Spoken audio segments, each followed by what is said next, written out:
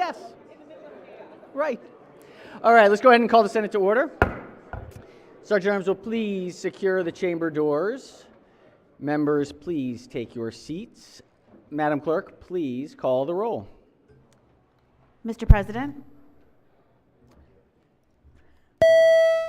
All right, Senators, on this Wednesday, April 2nd, we are very pleased to have with us someone that we know quite well, who has been a wonderful servant to the Senate of Maryland and to the General Assembly, Chaplain Chris Jensen, who is retired but was at the International Fellowship Foundation in Denton, Maryland, guest of the distinguished senator from the 35th District. Please rise for the invocation.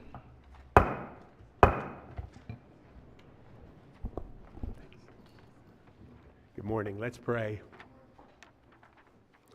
Heavenly Father, as we gather here today in the Maryland Senate, we come before you with grateful hearts, seeking your wisdom and guidance.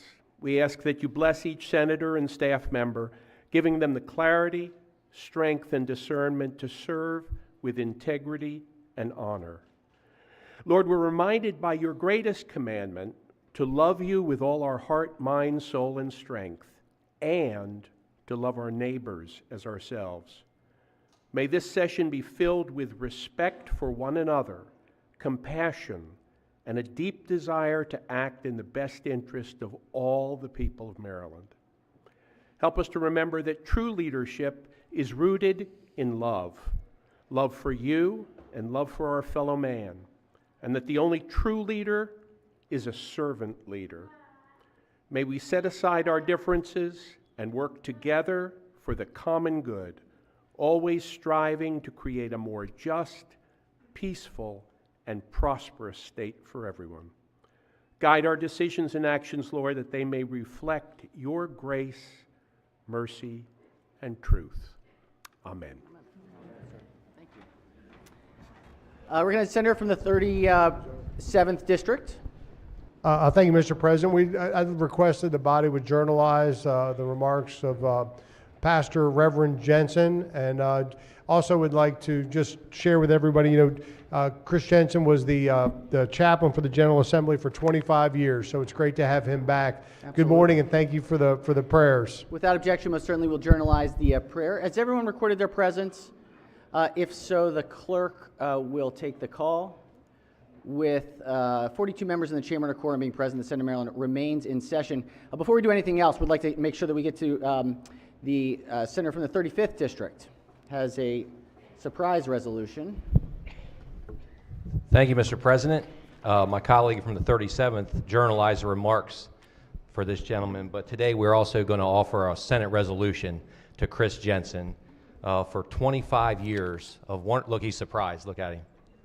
For 25 years of wonderful service to the state of Maryland and to the Maryland Senate as our chaplain.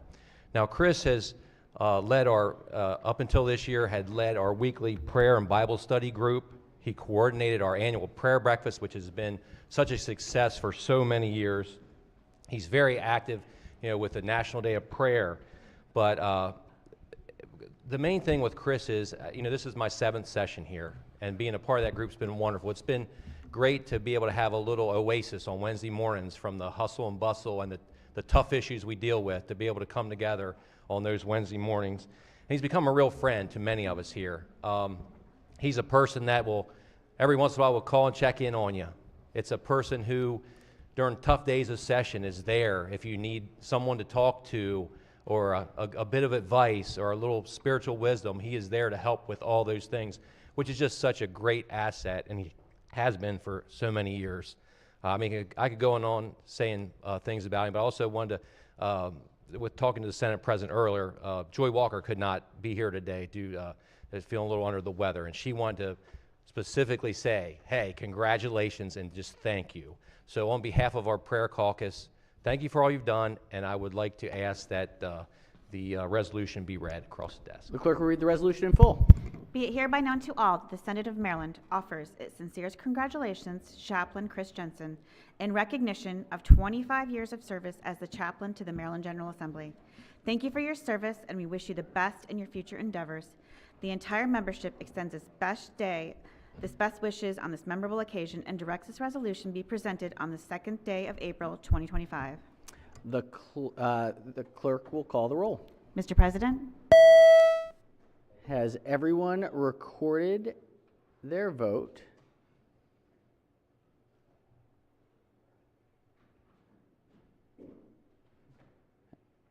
If so, the clerk will take the call.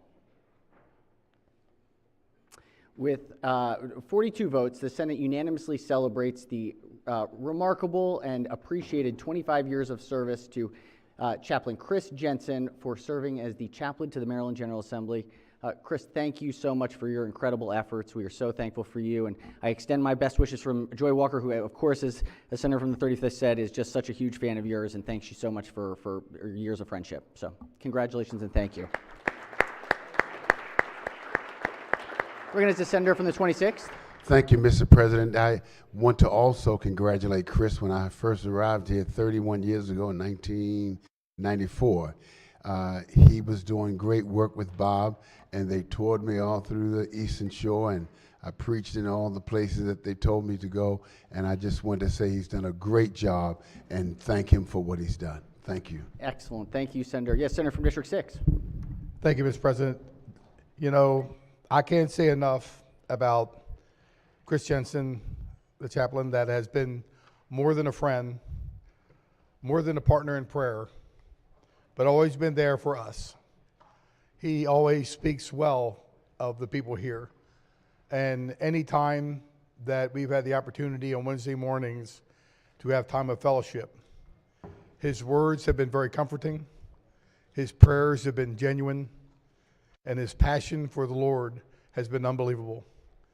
And I can't thank, Mr. President, the times that we've had together. Those 25 years have been a blessing, but I know with that, I know he still comes down and he still fellowships with us. So I'm going to thank my friend and my brother in the Lord. Many blessings, and thank you for the time that you've given us. Thank you. Thank you, Senator. Thank you very much. All right, we have one more planned resolution today, given the national date of celebration.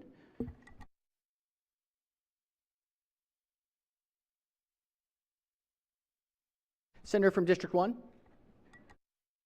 Colleagues, it is a banner day for District 1 in the state of Maryland, where we are going to honor the Rock Lodge Trust. Now, the Rock Lodge Trust is a property situated within the Deep Creek Lake influence area. That's north and east of Deep Creek Lake State Park. The reason that we're honoring them is that they are the Maryland Outstanding Tree Farmer of the Year for 2025. Let's give them a round of applause as we read this citation. The clerk will read the resolution in full. Be it hereby known to all that the Senate of Maryland offers its sincerest congratulations to the Rock Lodge Trust in recognition of being honored on Arbor Day as 2025 Maryland State Tree Farmer of the Year. Thank you for your outstanding dedication to protecting trees, forests, and natural beauty of our state. The entire membership extends its best wishes on this memorable occasion and directs this resolution be presented on the second day of April 2025. The clerk will call the roll. Mr. President? Has everyone recorded their vote? If so, the clerk will take the call. To the Rock Lodge Trust, the Senate of Maryland unanimously celebrates your Outstanding Tree Farmer of the Year for 2025 award and thanks you for your service to our state. Congratulations. Thank you all so much, and thank you to our folks from DNR who recognize our wonderful folks who are our arborists across the state. Thank you. Thank you. We generally don't do resolutions, but certainly for Arbor, in the last 2 weeks for Arbor Day, we always have our annual one and then a few particular celebratory notes. However, generally it would be resolution, but I was so pleased today, earlier today, to hand a resolution to the Destination Imagination team from Francis Scott Key Elementary School and Middle School, which is in the 46th district. This was the statewide winning team. Their team name is the America Runs on Munchkins, and they won the competition. They are going to the global competition let's see, what is the date? On May 22nd in Kansas City, Missouri. So they will be doing problem solving, and I don't know if you all have seen Destination Imagination. It is this incredible competition, challenging to think differently and problem solve. And so they're here with their parents, with their coaches, their principal. So if we could please give a warm Senate congratulations to the Francis Scott Key champions. Go represent us well in that global competition, Munchkins. Excellent. Very good. All right. Yes, recognize the Senator from Montgomery County. Thank you very much, Mr. President. Colleagues, today is a very special day. Today is Autism Awareness Day. And even though we don't have a resolution on the floor, I hope you all recognize today. I was given a ribbon, given a pin with a ribbon on it. There are some folks in the gallery that I recognize in a second. And this is to show that, that really it's an infinity symbol. And it talks about the infinite possibilities of those that have autism. And it also is moving beyond autism needing to be fixed and recognizing it as part of the human spirit and the diversity that we all have. So, colleagues, I hope that you will help me welcome a group that's up here celebrating with us and give them a really warm Senate welcome on this amazing day.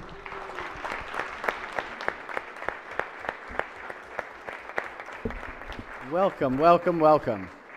I don't know if there are any Survivor fans. It's my favorite show, but this last week there was this incredible episode with the first participant who has autism, and it was, it was like I was totally in tears this weekend. We watched it as a family. It was like, it was a really moving episode, just about. Folks with autism can do anything, so it was great. Yes, Senator from the 43rd. Thank you, Mr. President. Yes, indeed, our children can do anything, and I've spoken on the floor a few times about the fact that I have a son who graduated from City College, as well as a son who graduated from Poly. But today, I am rising to recognize the 2024-2025 3A Maryland basketball champions from Baltimore City College and their coach, Omar Smith. He's a proud city, well, get some more. There you go. There they go.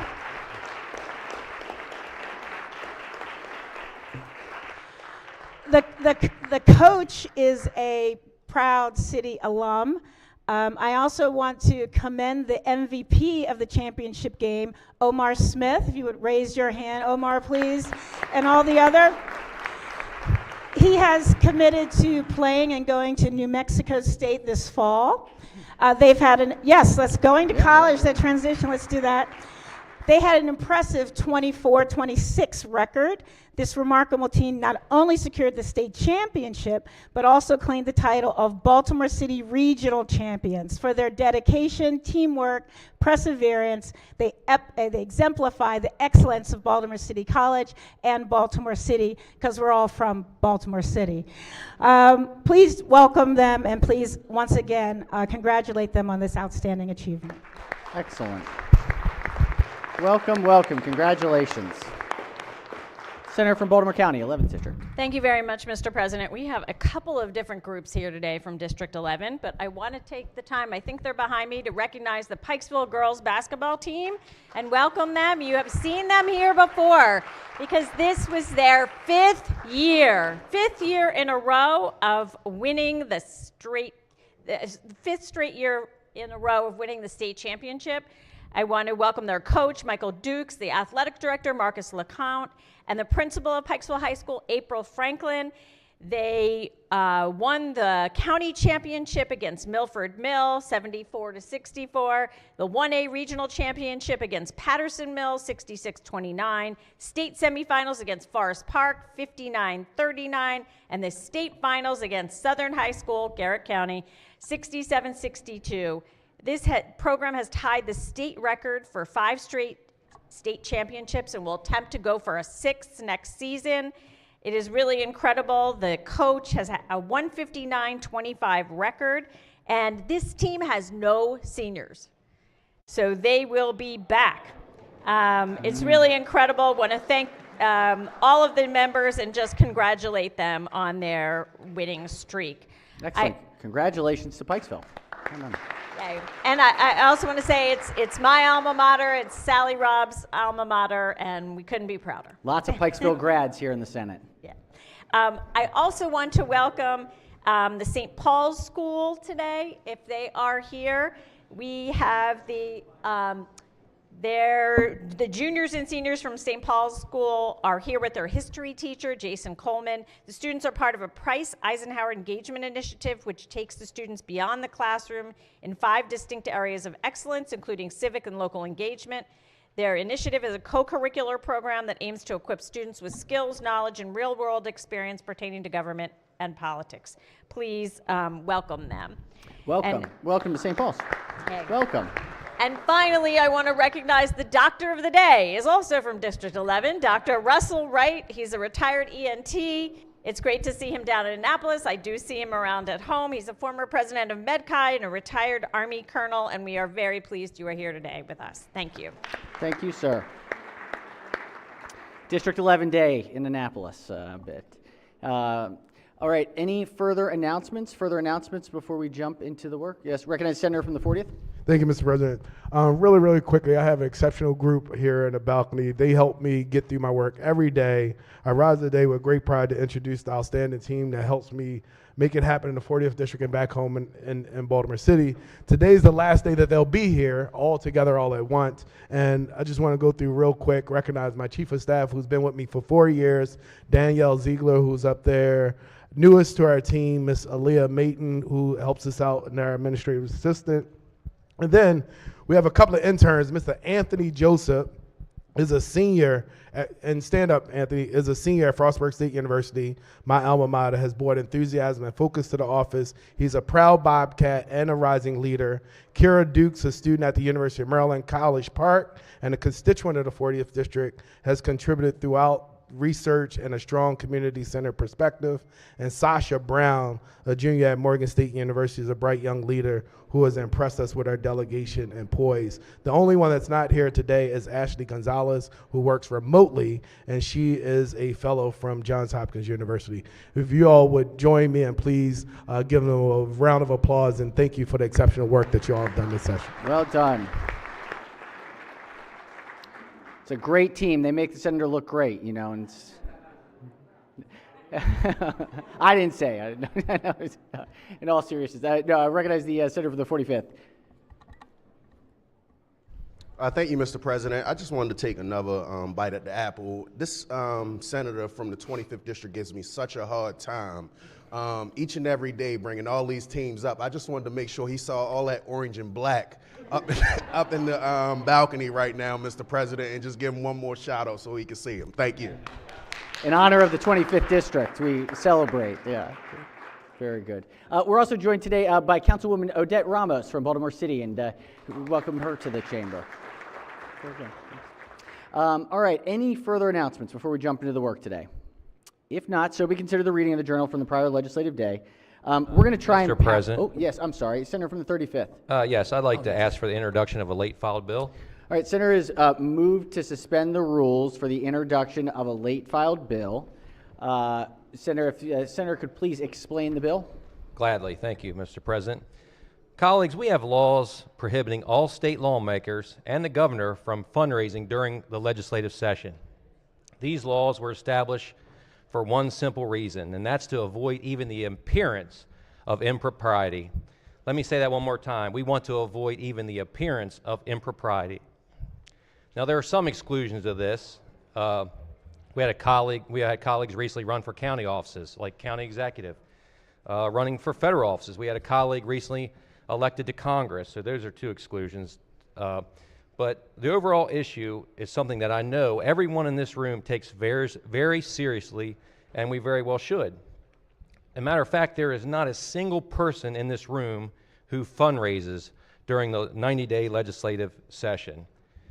And that's because it's illegal, and it has been for 35 years. So you might be asking, why am I here introducing emergency legislation to tighten what seems like a very clear law? Well, today our governor will be hosting a fundraiser for a PAC that was created just last year to advance his political interests. It is my understanding it is being held right here in Annapolis. I must admit, I do not know the location here, what time it starts, where it is being held, or what the ticket price is.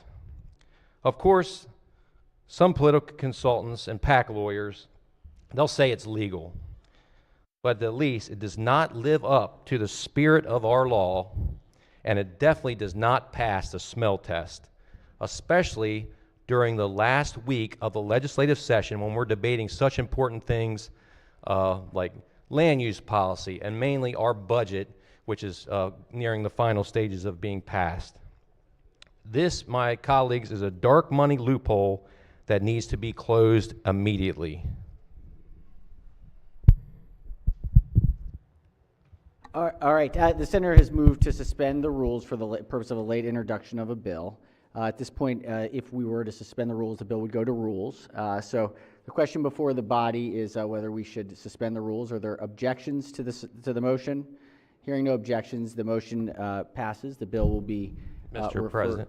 Clerk will read the bill.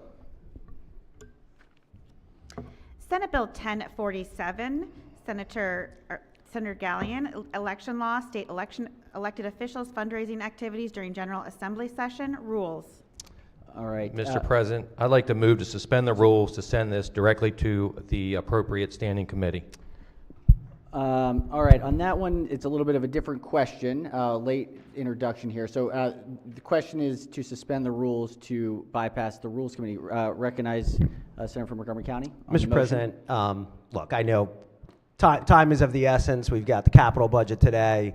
This is something that could have been introduced before. I know, Mr. President, we've gone through this in years in the past where even, it doesn't matter what side of the aisle you are, I mean, unless it's, the bridge collapsing. I mean, this is, I think, we have our ethics folks. I would say that, the rules committees, I'm sure, will be able to meet at some point before session concludes. I would just say let's have the rules committee review it. Sounds about right. Yep. Mr. Okay, President. yes, let's see, are there any senators on the motion that wish to speak that have not yet spoken? Recognize the minority whip on the motion. Mr. President, it's not an emergency in the sense of a bridge collapsing, but we just discovered this pretty surprising and breach of at least the letter of the spirit of the law. And I think it would be appropriate to at least have a quick bill hearing in the standing committee directly. I support the gentleman's motion, and I can't understand. It's hard for me to understand how we would react if 14 or 15 or 18 state senators were doing this week, which we could by law. I could appear in front of a federal PAC and have a fundraiser for myself over across the street in the middle of crossover week. And obviously none of us have done that or would do that, but this apparently is a loophole or a gray area that I think needs to be closed, and I think it's a relatively easy fix. So I would really ask for the body's support to move this forward. And so I don't know if we need to ask for a roll call or if it's automatically a roll call. It's not automatic.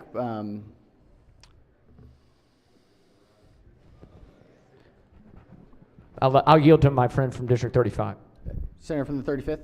Mr. President, as far as the timing of this, when we heard about this, it was getting pretty late, and by the time we started working with bill drafting, and now we're down to the last few days of session, so even if they could get it in and out of rules very quickly, this will take out that one additional step to allow to be expedited a little bit. This is an important issue. As I mentioned here, we've been on the floor how many hours this week dealing with some of the most important issues we're going to deal with every year, and I think this is not an unreasonable request, and I'd like a roll call. All right, questions on the motion? Clerk will call the roll. Mr. President, Has everyone recorded their vote? Anyone wish to change their vote? President? Yes, recognize the minority leader has 2 minutes to explain his vote. Thank you very much. Just a quick explanation of vote. Again, this is something that came up very recently. And again, I think it is something that each one of us should be concerned about. And as we said, whether legal or not, it certainly appears to be unethical. We work very hard down here, and a lot of people come up to us and are asking us to put in bills and make amendments and special order things. And we don't do that with our handout. We would never be able to do that. And we want to make sure that we are just holding the governor to the same standards that we are, that you're not fundraising during session. And that is just something that doesn't look appropriate. So from that perspective, credit to DLS for getting this bill out so quickly.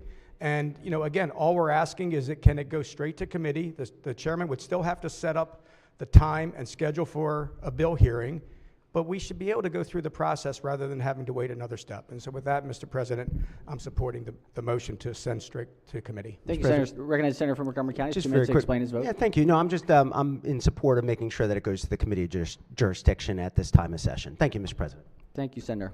And that was a what vote? I'm sorry. So I'm voting no to suspend the rules, but I'm voting to make sure that this by voting no, it's ensuring that it goes to the committee of jurisdiction with a short time frame. Thank you, Senator. Mr. Yes, recognize the Senator from Montgomery County. Has 2 minutes to explain his vote. Yeah, thank you, Mr. President. To explain my vote, unethical appears to be in the eye of the beholder, and I have full confidence in this governor and that this governor is not treading even remotely in territory that would be deemed unethical. But I do note that the immediate predecessor to this governor also did took very similar actions, and we did not hear anything during all of that time that there was a question of ethics. So I will be putting up my red vote on the motion. Thank you, Mr. President. All right, thank you, Senator. Recognize the Senator from the 32nd has 2 minutes to explain her vote. Thank you, Mr. President. To explain my vote, even if we went through the trouble of hearing this bill, it's too late. The fundraiser's already planned. I think this can wait till next year when we aren't so busy. We're just swamped with still getting bills out to vote, and I don't think we need this interruption on something that we can't fix immediately. All right, thank you, Senator. Senator from the 35th has 2 minutes to explain his vote. Thank you, Mr. President. To explain my vote, it doesn't particularly matter to me who the governor is. I don't think we should allow this dark money PAC to have this access this late in session. I would simply say to whoever the governor is, no matter what party, if you're going to headline a fundraiser, do it on January 5th, do it on April 10th, but just don't do it in those 90 days, that second Wednesday of January for the next following day. It's very clear, and that's why I put up a green vote to expedite this. Thank you. All right, Mr. President, thank you, explain my Senator. Yeah, recognize the Minority Whip. Yeah, thank you, Mr. President. Number one, this could be a sponsor-only hearing. It doesn't need a lot of testimony, number one. But number two, let's talk for a minute, I only have less than 2 minutes, about dark money super PACs, which I hear all the time are going to be the death of our democracy. And both parties have them. The previous governor never appeared to headline a fundraiser during the legislative session. Now, you can argue about whatever you want to argue about. Every governor raises lots of money from lots of interests. That's not unusual. But never headlined a fundraiser during the legislative session to anything I could find. And I did look. So again, it's not about stopping this fundraiser. Look, if the governor's within legality, which it sounds like there is, this is a loophole. It's a gray area. But I think that this is a PAC that could spend unlimited dollars in state elections that the governor is appearing at a fundraiser for today, while we're in the middle of talking about tax increases, energy, land use, all sorts of different policy issues. So I hope we can get this thing moved out of rules quickly and to the committee. There is a bill being introduced in the House as well, and we should close this loophole now so that we don't have 47 federal super PACs next session. Thank you, Mr. President. All right, thank you, Senator. Any further senators wish to explain their recognized senator from the 37th has 2 minutes to explain his vote. Yeah, I have a green vote. I think this is a question of right versus wrong, whether the timing and place and the history of different things. But I would put a green vote up, have a hearing, and at least give the governor a chance. This has been a practice that's happened, and it's not right. I think everybody in this room would all agree that it's not right. At least give the governor a chance. I have full faith and credit in him. I think he's a person of high integrity. I think he says what he means. I think he knows the difference between right and wrong. Give the governor a chance to say whether this should continue or not continue. It wouldn't stop his event that's happening today. So if it's happened in the past, it really doesn't affect what's going on today, but this is moving forward. There's so many other individuals that have been involved in going up to the federal office that have avoided this conflict, and if it's happened, put a green vote up, have a hearing, at least get the process going. This could be a win for the governor. I mean, he could take this and say, everybody else has done this in the past. The legislature has recognized it. And I agree with them, we shouldn't allow this during session. I'd give the governor a chance. I would not be surprised if you put a green vote up and there's a hearing, he has the event today, give him the chance to come to the legislature and say, you know what, you're right, this shouldn't happen anymore. I'm going to be the person to affect change to make sure that this doesn't continue. Just give him the chance. But putting a red vote up and blocking this, you're not even giving the governor a chance to do what he could do. And if you don't do that, then he's in that office, he's going to be pressured to continue to do these events. We're all in the political world, and fundraising is a part of that. You know he has these pressures. So I say put a green vote up and give him a chance. I believe in the good. I believe that he's good. I think he'll see the light and could probably facilitate this, and it would be a positive thing for the legislature, for the governor, and for the state to clarify this. So, Senator, your thank time you. has expired. Any further senators? Yes, Senator, recognized Senator from the 43rd has 2 minutes to explain your vote. Thank you, Mr. President. The last few comments have made it really clear that it is about a specific individual, and we don't do policy there. Also, we are following the process. We're going to the Rules Committee. The Rules Committee will deliberate about the veracity of it as a policy decision. Just to be very clear in the record of the press and the media, a no vote is not a no to having a consideration of the bill. In fact, we have allowed our rules to be overridden and to actually allow for the introduction of this bill. If we were doing the types of things that have been asserted on this floor, we would not have even allowed it to be entered. It will go to the Rules Committee. They'll determine its policy implications. It is not an opportunity to put an individual on trial. That is not what we do here. And so again, that's the explanation for my no vote, and I look forward to the Rules Committee's decision. Thank you. All right, thank you. On the, are there any further senators that wish to explain their vote? Just Chair, in explaining his vote, again, just want to reiterate the final comment too, is the Senator from Montgomery County and Senator from Baltimore City noted this is a exclusively procedural vote. The bill has been introduced, and so we have 5 days left in session. We have a lot of major issues to take on. This would not even apply in the next 5 days. So the Rules Committee is the right place for this to go. We've had a lot of conversations about bills and the number of bills. We got 5 days left. So with that, the clerk will take the call. With 34 votes in the negative, the rules are not suspended, and the bill will be referred to the Rules Committee. All right, let's jump into our first order of business, which is a report of the Committee on Finance. Actually, you know what? Let's do this. Do we have everyone here? Can we ring the bells, please? Can we do a quorum call, Madam Clerk? Mr. President, Has everyone recorded their presence? If so, the clerk will take the call. With 47 members in the chamber and a quorum being present, the Senate of Maryland remains in session. Let's go to third reading calendar number 24 and dispose of some of these third readers here. We're just going to plow through today. So if we can do one session, that would be ideal. We're going to see how far we can get. All right, clerk, read the first bill. House Bill 258, Delegate Wells, Economic Development, West North Avenue Development Authority, alterations. All right, House Bill 258 is on third reading for final passage. Recognize the senator from the 40th. Thank you, Mr. President. Can we special order this to the end of the count? Today? End of the day today. End of the day today. Any objections to the senator's motion?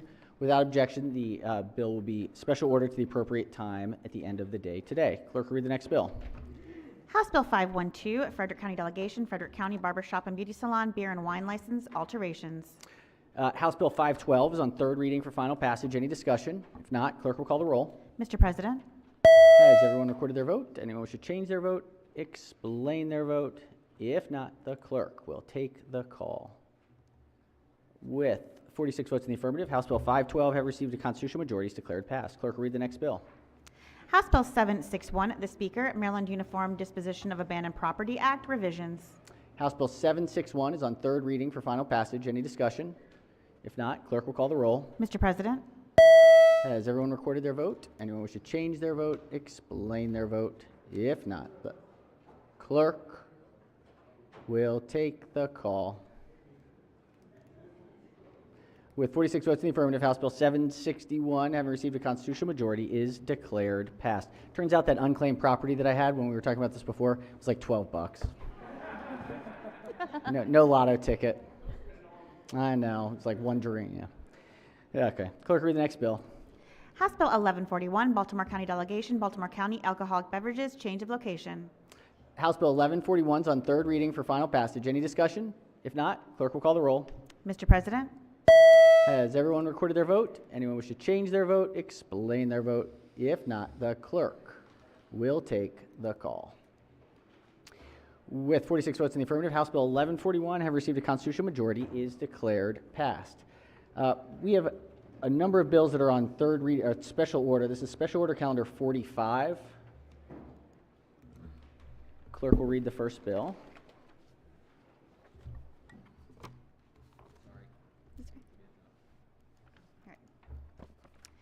House Bill 1, Delegate Ebersol, Department of Transportation, Human Trafficking Awareness, Training and Response, See Someone, Save Someone Act. Bill is on third reading for final passage. House Bill 1 is on third reading for final passage. Any discussion?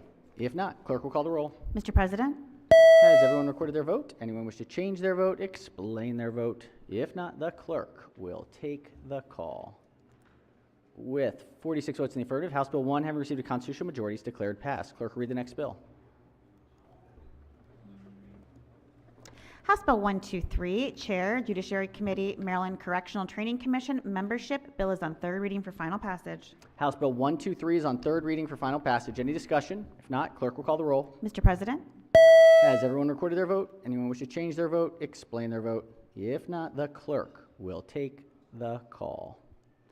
With 46 votes in the affirmative, House Bill 123, having received a constitutional majority, is declared passed. Clerk will read the next bill.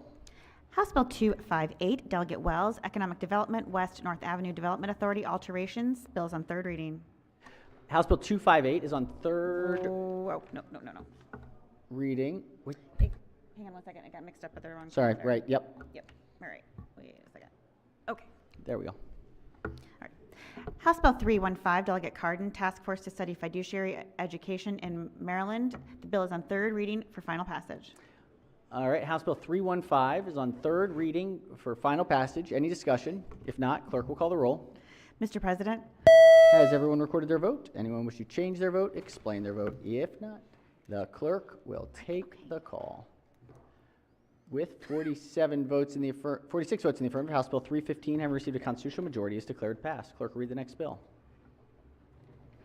House Bill 347, Delegate Holmes, Real Property, Recordation, and Land Records Requirements. Bill is on third reading for final passage. House Bill 347 is on third reading for final passage. Any discussion? If not, clerk will call the roll. Mr. President, Has everyone recorded their vote? Anyone wish to change their vote, explain their vote? If not, the clerk will take the call.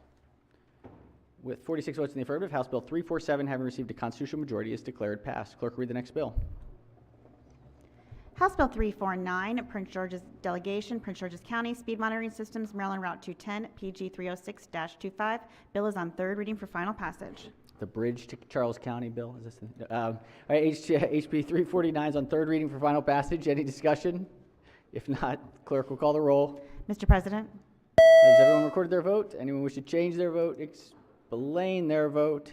If not, the clerk will take the call. With 37 votes in the affirmative, House Bill 349, having received a constitutional majority, is declared passed. Clerk, read the next bill. House Bill 528, Baltimore County Delegation, Baltimore County Vehicle Laws, Private Roadways, and Residential Communities. Bill is on third reading for final passage. There is a senator in here that represents 3 counties that everybody was wondering how the vote was going to go on that one. But, all right, House Bill 528 is on third reading for final passage. Any discussion? If not, clerk will call the roll. Mr. President, Has everyone recorded their vote? Anyone wish to change their vote, explain their vote? If not, the clerk will take the call. With 7 votes in the affirmative, House Bill 528, having received a constitutional majority, is declared passed. Clerk will read the next bill. House Bill 616, Delegate Hutchinson, Criminal Law, Destroying Funerary Objects and Cemetery Elements, Statute of Limitations and Prohibition. Bill is on third reading. House Bill 616 is on third reading for final passage. Any discussion? If not, clerk will call the roll. Mr. President, Has everyone recorded their vote? Anyone wish to change their vote, explain their vote? If not, the clerk will take the call. 47 votes in the affirmative, House Bill 616, having received a constitutional majority, is declared passed. Clerk, read the next bill. House Bill 809, Delegate Griffith, out-of-home placement providers, individuals enrolled in higher education and vocational training programs. Bill is on third reading for final passage. House Bill 809 is on third reading for final passage. Any discussion? If not, clerk will call the roll. Mr. President, Has everyone recorded their vote? Anyone wish to change their vote, explain their vote? If not, the clerk will take the call. With 47 votes in the affirmative, House Bill 809, having received a constitutional majority, is declared passed. Clerk will read the next bill. House Bill 1152, Delegate Stein, Real Property, Residential Rental Property, Pet Policy Disclosure, Pet Policy Transparency Act. Bill is on third reading for final passage. House Bill 1152 is on third reading for final passage. Any discussion? If not, clerk will call the roll. Mr. President, Has everyone recorded their vote? Anyone wish to change their vote, explain their vote? If not, the clerk will take the call.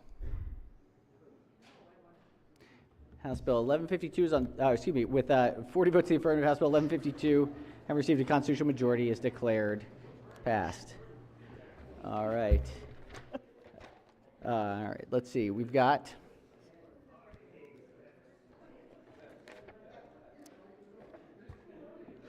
Senate third reading calendar number 7. Clerk will read the first bill.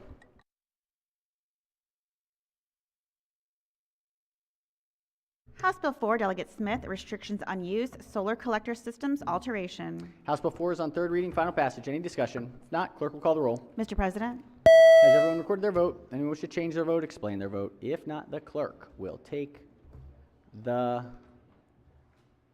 call. 35 votes in the affirmative. House Bill 4, having received a constitutional majority, is declared passed. Clerk will read the next bill. House Bill 39, Delegate Farr, Public Health, Repeal of Prohibition on Transfer of Human Immunodeficiency Virus, Carlton R. Smith Act. House Bill 39 is on third reading, final passage. Any discussion? If not, clerk will call the roll. Mr. President, Has everyone recorded their vote? Anyone wish to change their vote, explain their vote? If not, the clerk will take the call. With 34 votes in the affirmative, House Bill 39, having received a constitutional majority, is declared passed. Clerk will read the next bill. House Bill 124, Delegate Rosenberg, Residential Property, Assignment of Contracts of Sale Disclosure Requirements in Recession, on third reading. House Bill 124 is on third reading for final passage. Any discussion? If not, clerk will call the roll. Mr. President, Has everyone recorded their vote? Anyone wish to change their vote, explain their vote? If not, the clerk will take the call. With 46 votes in the affirmative, House Bill 124, having received a constitutional majority, is declared passed. Clerk will read the next bill. House Bill 259, Chair, Judiciary Committee, Public Safety, Statewide DNA Database Systems, DNA Collection, Penalties, Alterations. House Bill 259 is on third reading for final passage. Any discussion? If not, clerk will call the roll. Mr. President, Has everyone recorded their vote? Anyone wish to change their vote, explain their vote? If not, the clerk will take the call. With 47 votes in the affirmative, House Bill 259, having received a constitutional majority, is declared passed. Clerk will read the next bill. House Bill 343, Delegate Stewart, Motor Vehicles, Speed Monitoring Systems, Statements, and Certification of Violations. House Bill 343 is on third reading for final passage. Any discussion?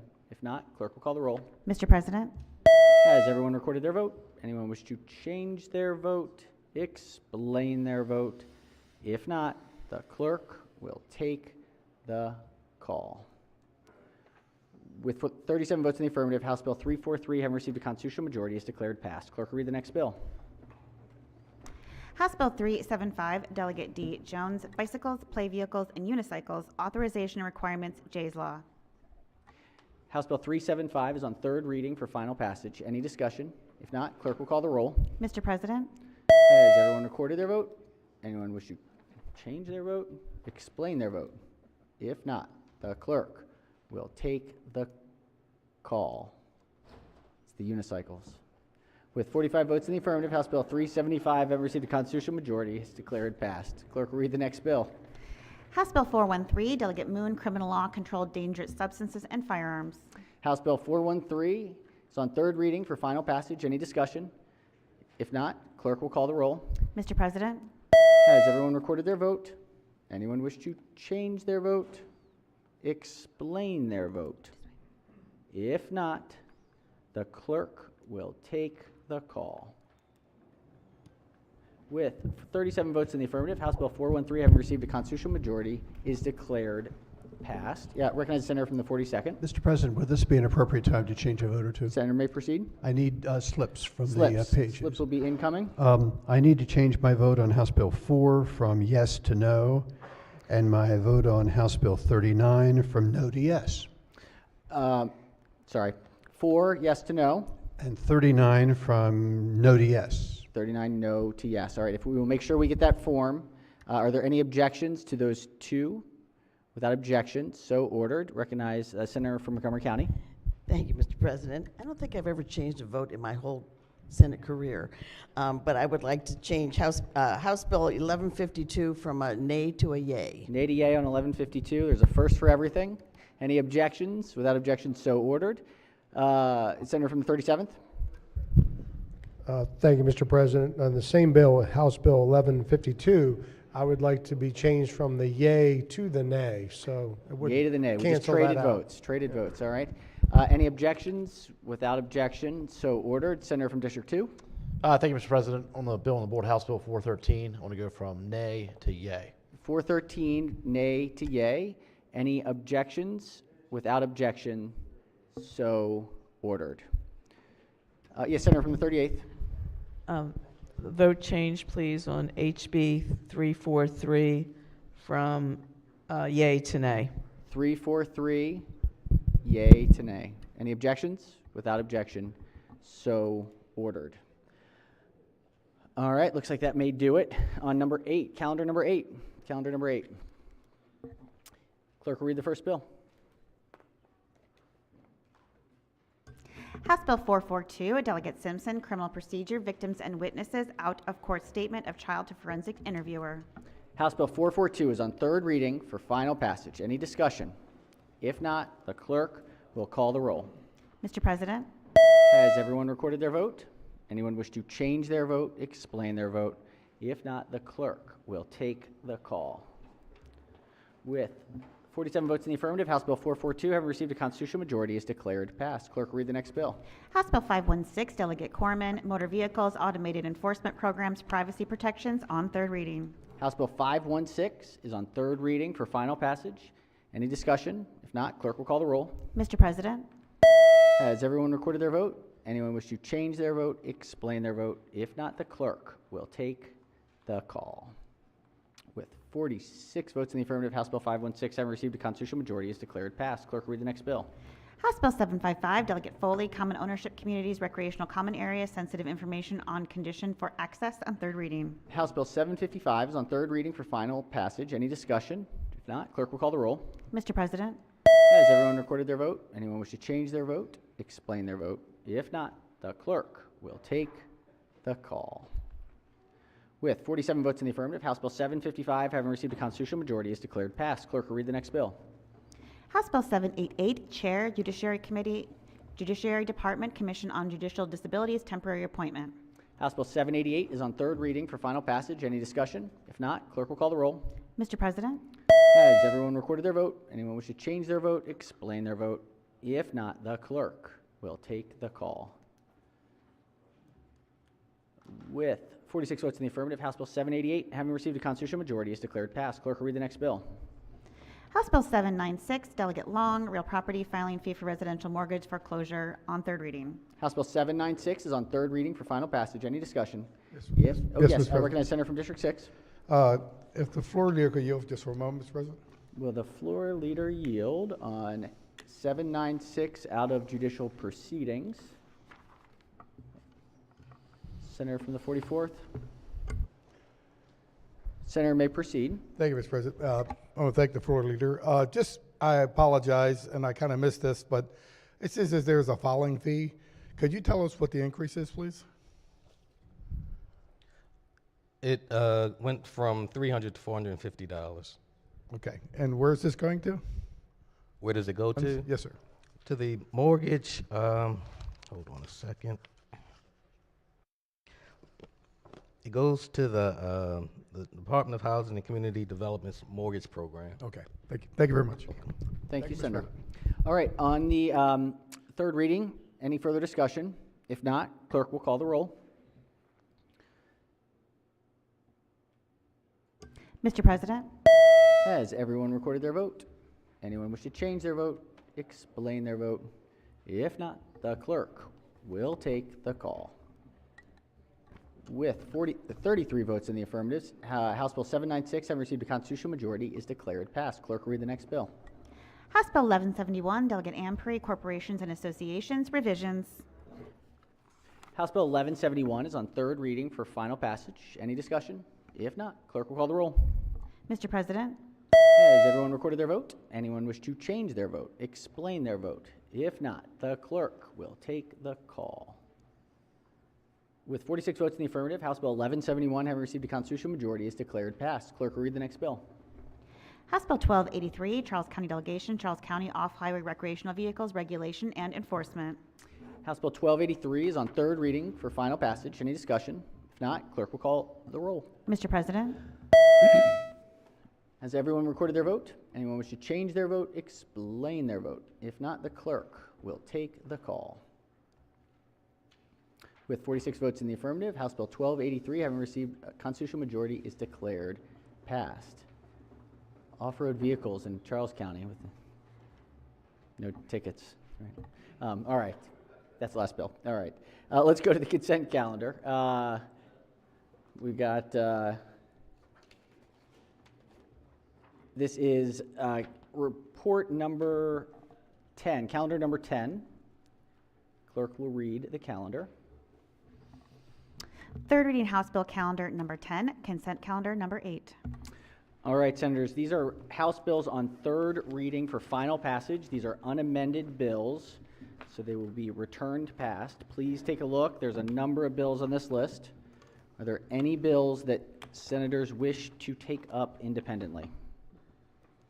Give it just a moment to take a look.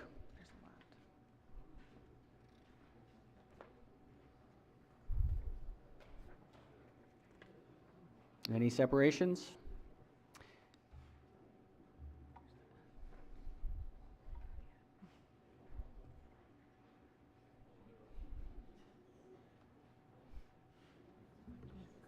Yeah. It's all right. We got a bunch in here. All right. If there's no separations and no discussion, third reading, final passage, clerk will call the roll. Mr. President, Has everyone recorded their vote? Anyone wish to change their vote? Explain their vote? If not, the clerk will take the call. With 46 votes in the affirmative, House bills on consent calendar number 8 having received a constitutional majority are declared passed. Clerk will read the next calendar, which is 12.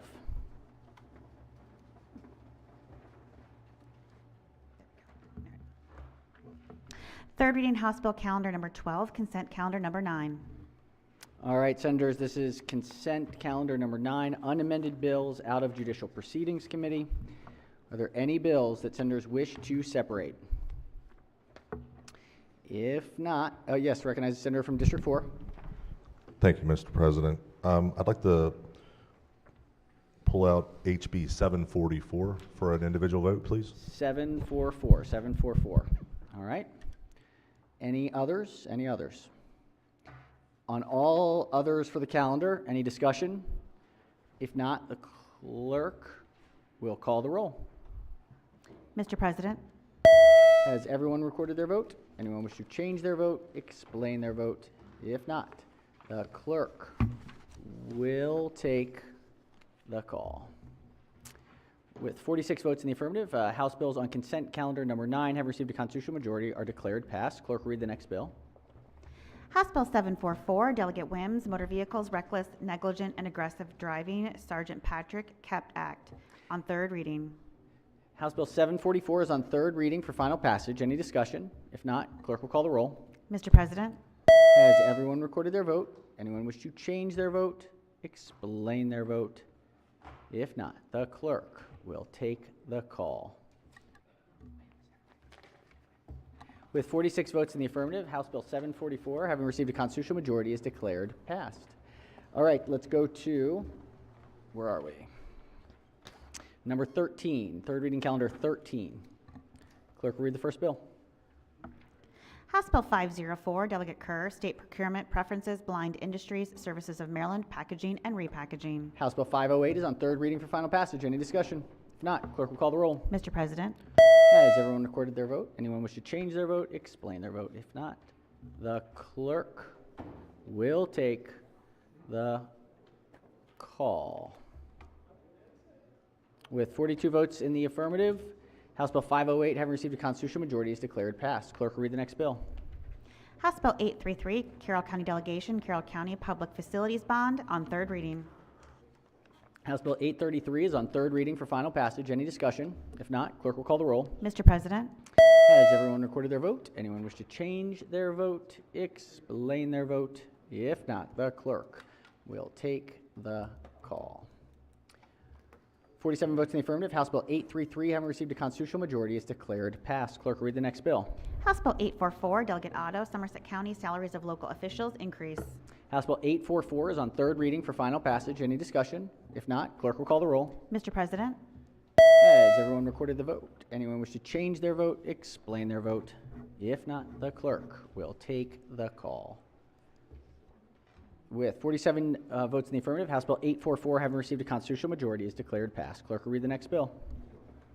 House Bill 893, Delegate Jacobs, Title Fish Licenses, Oyster Authorization, Administrative Penalties. House Bill 893 is on third reading for final passage. Any discussion?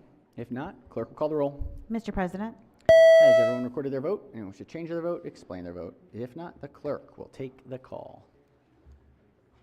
With 47 votes in the affirmative, House Bill 893, having received a constitutional majority, is declared passed. Clerk will read the next bill. House Bill 1296, Delegate Pruski, Environment Managed Aquifer Recharge Pilot Program Establishment. House Bill 1296 is on third reading for final passage. Any discussion? If not, clerk will call the roll. Mr. President, Has everyone recorded their vote? Anyone wish to change their vote? Explain their vote. If not, the clerk will take the call. With 47 votes in the affirmative, House Bill 1296, having received a constitutional majority, is declared passed. Clerk will read the next bill. House Bill 1466, Delegate Stewart, Land Use and Real Property, Accessory Dwelling Units, Requirements and Prohibitions. House Bill 1466 is on third reading for final passage. Any discussion? If not, clerk will call the roll. Mr. President, Has everyone recorded their vote? Anyone wish to change their vote? Explain their vote. If not, the clerk will take the call. With 47 votes in the affirmative, House Bill 1466, having received a constitutional majority, is declared passed. Gotta love seeing all the pictures of sending their delegates, all the happy news. Yeah. Loving the family of the districts, you know. All right. Consent calendar number 14, report number 14, calendar number 14. Clerk will read the calendar. third reading House Bill Calendar Number 14, Consent Calendar Number 10. All right, consent calendar number 10. Senators, these are third reading House bills unamended out of judicial proceedings. Please take a look. 2 pages of bills. Any bills that senators wish to separate, recognizing the minority whip. Yeah, Mr. President, could we separate out HB 872? 872 will be separated. Any further? If not, any discussion? No? Clerk will call the roll. Oh, sorry. Didn't mean to Mr. rush you, Madam President. Clerk. Has everyone recorded their vote? Anyone wish to change their vote? Explain their vote. If not, the clerk will take the call. With 47 votes in the affirmative, House bills on consent calendar 10 having received a constitutional majority are declared passed. Clerk will read the next bill. House Bill 872, Delegate Stewart, Residential Real Property, Tenants' Rights of First Refusal. House Bill 872 is on third reading for final passage. Any discussion? Recognize the minority whip. Mr. President, could I just ask the floor leader to yield for a moment to clarify this bill? I know we've had it before over here, but I'm just double checking. Let's see, floor leader of House Bill 872 out of judicial proceedings. Senator West. Recognize the senator from the 42nd. Sorry. Senator may proceed with the question. Senator West, and sorry, excuse me, Mr. President. Floor to my friend from Baltimore County. Can you clarify, is this bill in the same posture as we passed it out of the Senate? Yes. The Senate bill? And can you Identical. clarify what the bill does? Sure. So last year we passed the governor's bill dealing with various housing issues we did a lot of work in our committee on the increased fees for foreclosures. There was another part of the bill we didn't spend much time on, and that dealt with giving tenants a right of first refusal if the landlord decides to sell the property. So it was very complicated. There are all sorts of offers and counteroffers provisions. And there was a mistake in the end of the bill, which has caused the title companies to be incapable of issuing title insurance to new owners of properties which were rented because of the possibility that the disappointed tenant down the road claiming that some of the one provision or another of all these complicated offers and counteroffers was not complied with, and therefore would sue the new owner of the property in order to get a judgment and a lien on the property. Okay. So what this bill does to fix the problem is provide that the tenant's right is to sue the original owner, the landlord, if the landlord failed to comply with all the counter and counteroffer provisions. The tenant no longer has a right to sue the new owner, which means the new owner will be able to get title insurance on the property. Okay, so if a member here doesn't like some of what happened relative to the right of first refusal from last year, this bill doesn't change that, make it any better or worse. No. But it does clarify you don't get to sue the new person. You get to sue the original owner who was your landlord who allegedly failed to comply with the law. Right. And we may or may not like that policy, but that's not this bill. This is making sure that new people are protected, the new owner is protected. Exactly. Okay. It's just fix a technical problem. Thank you very much. Mr. President, I appreciate that. And I only asked because, now that we're late in session, we sometimes see a bill gets a bunch of votes against it in one house, and we just want to check on that. Senators, So it's thank getting a you. little bit loud in here, a little bit loud in here, hard to hear. Thank you very much. Thank you, Senator. All right, House Bill 872 is on third reading for final passage. Any further discussion? If not, the clerk will call the roll. Mr. President, Has everyone recorded their vote? Anyone wish to change their vote? Explain their vote? If not, the clerk will take the call. With 45 votes in the affirmative, House Bill 872, having received a constitutional majority, is declared passed. All right, let's do calendar 16. Calendar 16. Clerk will read the first bill. House Bill 78, Chair, Economic Matters Committee, State Commission on Real Estate Appraisals, Appraisal Management Companies, and Home Inspectors, Sunset Extension, and Report. House Bill 78 is on third reading for final passage. Any discussion? If not, clerk will call the roll. Mr. President, Has everyone recorded their vote? Anyone wish to change their vote? Explain their vote? If not, the clerk will take the call. With 47 votes in the affirmative, House Bill 78, having received a constitutional majority, is declared passed. Clerk, read the next bill. House Bill 193, Chair, Economic Matters Committee, Uninsured Employers Fund, Additional Assessment on Awards and Settlements Amount. House Bill 193 is on third reading for final passage. Any discussion? If not, clerk will call the roll. Mr. President, Has everyone recorded their vote? Anyone wish to change their vote? Explain their vote? If not, the clerk will take the call. With 34 votes in the affirmative, House Bill 193, having received a constitutional majority, is declared passed. Clerk, read the next bill. House Bill 208, Delegate Peruski, Consumer Protection, False Advertising, Digital Goods. House Bill 208 is on third reading for final passage. Any discussion? If not, the clerk will call the roll. Mr. President, Has everyone recorded their vote? Anyone wish to change their vote? Explain their vote? If not, the clerk will take the call. With 39 votes in the affirmative, House Bill 208, having received a constitutional majority, is declared passed. Clerk will read the next bill. House Bill 599, Delegate Peruski, State Personnel, BWI, Airport, Fire and Rescue Department, Collective Bargaining and Arbitration Process. House Bill 599 is on third reading for final passage. Any discussion? If not, clerk will call the roll. Mr. President, Has everyone recorded their vote? Anyone wish to change their vote? Explain their vote? If not, the clerk will take the call.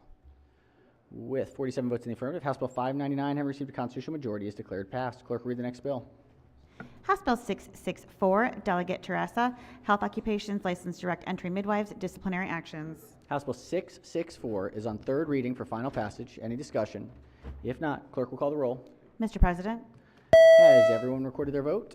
Anyone wish to change their vote, explain their vote? If not, the clerk will take the call. With 47 votes in the affirmative, House Bill 664, having received a constitutional majority, is declared passed. Clerk will read the next bill. House Bill 991, Delegate Harris, State Procurement Minority Business Enterprise Program Extension and Reports. House Bill 991 is on third reading for final passage. Any discussion? If not, clerk will call the roll. Mr. President, Has everyone recorded their vote? Anyone wish to change their vote, explain their vote? If not, the clerk will take the call. With 47 votes in the affirmative, House Bill 991, having received a constitutional majority, is declared passed. Clerk will read the next bill. House Bill 1146, Delegate White Holland, Maryland Behavioral Health Crisis Response System, Integration of 988 Suicide and Crisis Lifeline Network and Outcomes Evaluations. House Bill 1146 is on third reading for final passage. Any discussion? If not, clerk will call the roll. Mr. President, Has everyone recorded their vote? Anyone wish to change their vote, explain their vote? If not, the clerk will take the call. With 47 votes in the affirmative, House Bill 1146, having received a constitutional majority, is declared passed. Clerk will read the next bill. House Bill 1347, Delegate Adams, Cannabis Agents Registration Security Guards. House Bill 1347 is on third reading for final passage. Any discussion? If not, clerk will call the roll. Mr. President, Has everyone recorded their vote? Anyone wish to change their vote, explain their vote? If not, the clerk will take the call.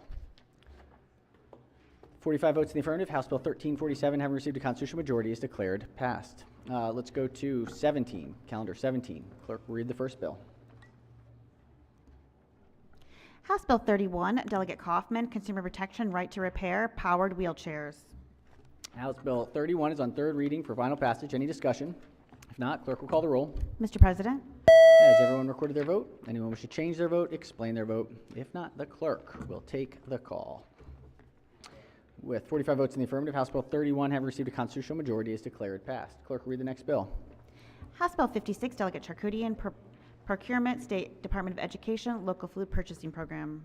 House Bill 56 is on third reading for final passage. Any discussion? If not, clerk will call the roll. Mr. President, Has everyone recorded their vote? Anyone wish to change their vote, explain their vote? If not, the clerk will take the call.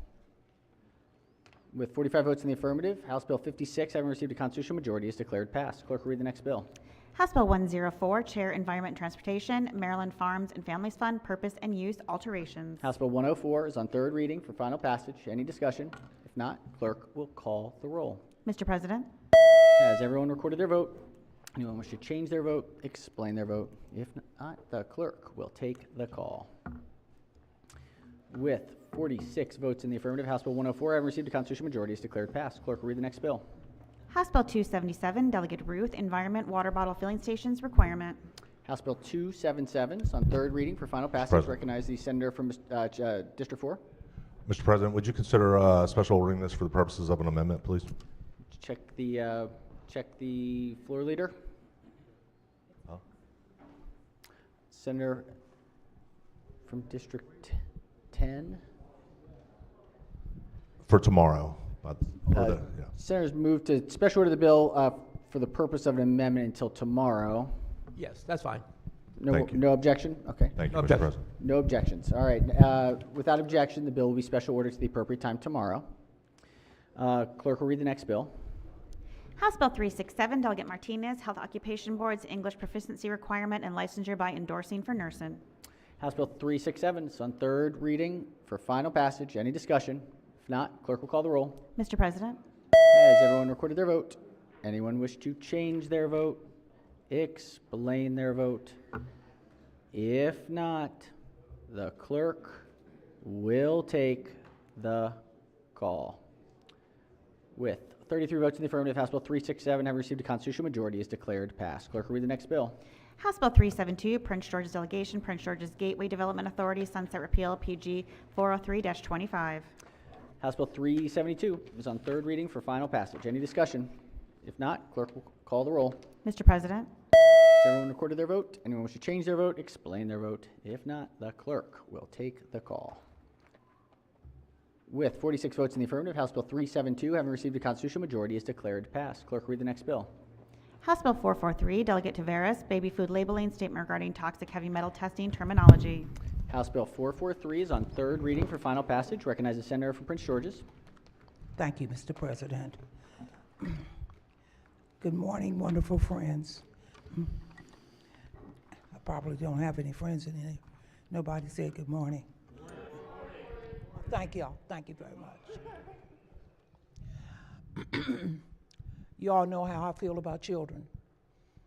I'm going to ask each of you, as we begin to cast our vote for HB 443, to take some time to look at this bill and get an understanding as to what has happened historically for our children, our babies here in the great state of Maryland. What has been put in baby food is shameful. And I'm going to ask you all to take a look at that bill. And if we do nothing else, we need to do something about the contents of baby food.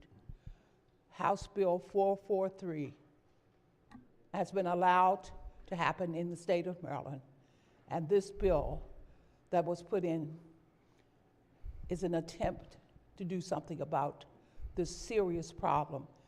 And I'm not so sure, ladies and gentlemen, as I have worked for 50 years with children, that this may not be a contributing factor to some of the health issues that our children suffer.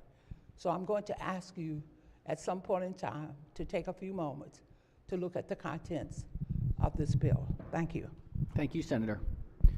All right, any further discussion on the bill? If not, the clerk will call the roll.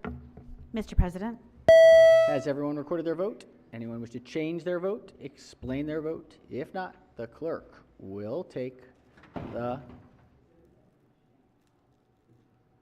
call.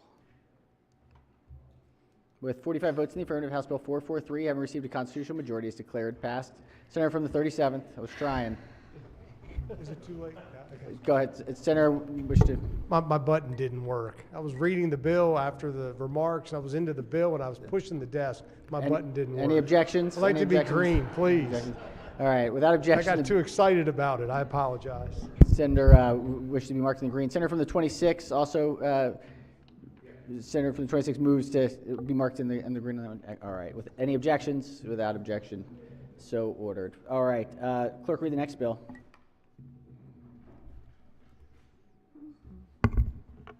House Bill 575, Chair Economic Matters Committee, Maryland Protecting Opportunities in Regional Trade, Port Act, Reports of Attorney General, Frequency. House Bill 575 is on third reading for final passage. Any discussion? If not, clerk will call the roll. Mr. President, Has everyone recorded their vote? Anyone wish to change their vote, explain their vote? If not, the clerk will take the call. With 35 votes in the affirmative, House Bill 575, having received a constitutional majority, is declared passed. Clerk, read the next bill.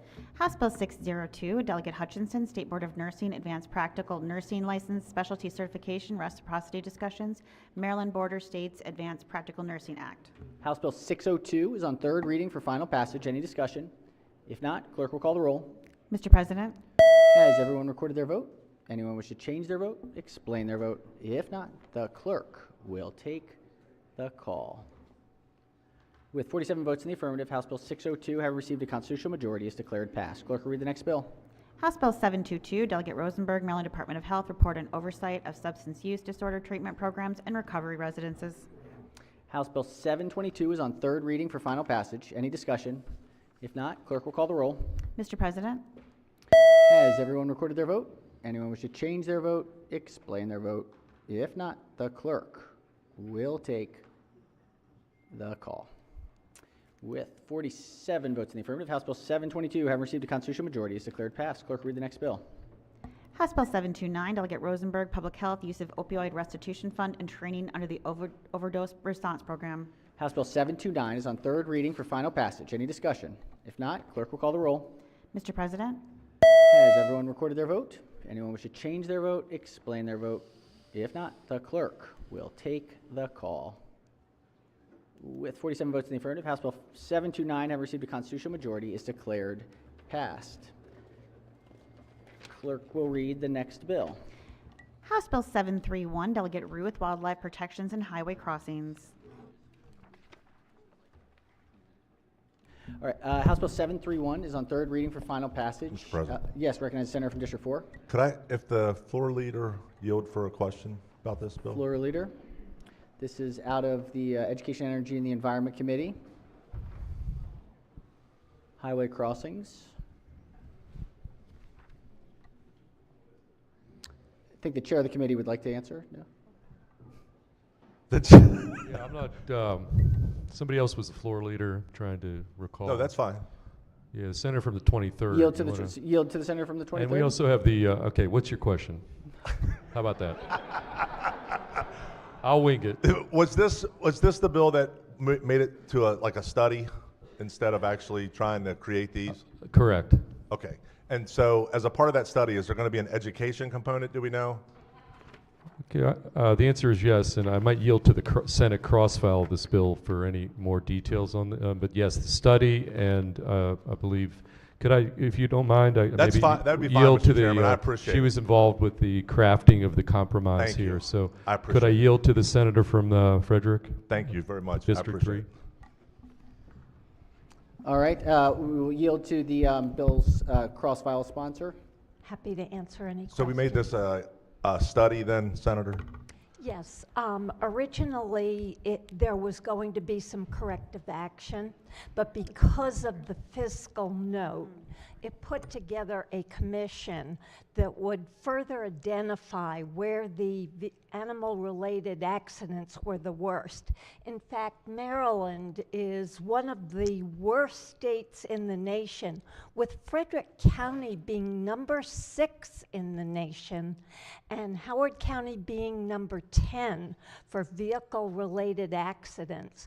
So this work group would identify the locations with the worst collisions and make some recommendations as to how to mitigate that. So it would be on the frequency of collisions, not necessarily the worst, but like the highest frequency of those types Absolutely. involving animals. Is there an education component to this? In what respect? For the animals to learn to use these? Well, Mr. that President, I'm sorry. that would come down the road. Okay, all right. So we only have but there's a $50,000 fiscal note with this as it is, right? Even with the committee or the There commission. is a $50,000 fiscal note, which is a bit dubious because it just requires departmental participation in a work group that might meet 6 or 8 times a year. Okay. Thank you for the answers. I Thank you appreciate for it. your question. Thank you. All right. Bill remains on third reading for final passage. Thank you, Mr. President. All right. Any further discussion on the bill? Recognize the minority leader. Just a quick question for the floor leader, if she doesn't mind, please. For the cross-file sponsor, is it? I'm sorry if that's. We'll yield to the cross-file sponsor. Thank you very much, Mr. Yes, Chairman. to the cross-file. Not to make light of this, but I understand that the bill came in to try to really do something. It's been reduced to a study now. But there's another bill, and I think you're one of the co-sponsors of a bill that looked at something very similar about public schools and being able to walk to school with it. I think that the senator from Charles County might have mentioned that. We're getting to the point where some of these things, I guess, are important to somebody. I'm not sure exactly why or who the big advocates for this bill are. But when you see a bill that comes in that deals with children and being able to walk to school and that not moving, but this moving, I just wondered if there was conversation in the committee about that bill as well, and if there's any comments you could provide on that. If you're not in that committee, but you know the bill that I'm speaking about. Yeah, as you mentioned, I'm not on the committee, but there were other reasons for moving this bill forward. There are about 20,000 accidents a year that are animal related. The average cost for the accident is about $8,000, and that is being reflected in our insurance policies. So there was an economic motivation as well. So again, this is awkward because you're the bill, the Senate bill sponsor, but not necessarily the committee. Yes. So I guess my question would have been, so this was something that was brought on by the insurance companies. They are in favor of trying to do something to eliminate accidents with wildlife? So It wasn't brought to us by the insurance companies, but they are very much aware of it, and they have been involved in the conversations. And there was a study over the interim by MIA to further look at, which was recommended by a good friend. Right. Okay. That gave us a lot of insight about the potential effects on our insurance costs. Okay, thank you. And just finally, with the bill that's how it's in its posture now, is there a reporting requirement that's necessary as a result of this? Yes. Okay, that's what I thought. Well, thank you for filling in. I appreciate that very much. Thank you for your questions. Thank you, Mr. President. All right, thanks, Senator. On the bill, third reading, final passage, any further discussion? If not, clerk will call the roll. Mr. President, Has everyone recorded their vote? Anyone wish to change their vote, explain their vote? Recognize the senator from District 4 has 2 minutes to explain his vote. Thank you, Mr. President. Mr. President, I understand the idea behind this bill, but this does create a coalition. It does have a fiscal note associated with it, albeit one of the smaller we have this session. But I can tell you that this is exactly why we've put programs like wildlife management opportunities in different areas. And sometimes those programs are met with some resistance. But my bigger concern is that there was a bill in this year about simply having veterans or having our doctors, our first in the ERs, treating veterans and just asking them, have you served? Asking everyone as a part of their requirement to ask anyone, have they served? Because as many of you know, my little brother, Matthew, died at 29 years old because he served overseas and came back with a heart ailment, and they thought he had the flu, and they sent him home twice in the same weekend. And he died at 29 years old later that night after going the second time. Asking the question of, have you served, very well could have saved his life, because they would have known it wasn't the flu. They would have known to look for the heart ailments that are consistent with being exposed to some of these toxins. That bill, to have that one have oversight, have somebody look at it and track it, was a $150,000 fiscal note, and it was too much. That bill wasn't going to move. So we struck that out. That we're not worried about tracking to see where these service members served and where these commonalities of these ailments are coming from for $150,000. We didn't move that bill, but we're moving a bill about animal crossings on our highways without any education to tell the animals where to cross for $50,000. Our priorities are flawed, and I'll be casting a red vote. All right. Any further senators wish to explain their vote? If not, the clerk will take the call. With 34 votes in the affirmative, House Bill 731, having received a constitutional majority, is declared passed. All right, let's go to, let's see, House Bill 18, or excuse me, Calendar 18. Calendar 18. Clerk will read the first bill. House Bill 745, Delegate Guyton, State Board of Professional Counselors, Therapists, and Behavior Analysis Licensure Applications. House Bill 745 is on third reading for final passage. Any discussion? If not, clerk will call the roll. Mr. President, Has everyone recorded their vote? Anyone wish to change their vote, explain their vote?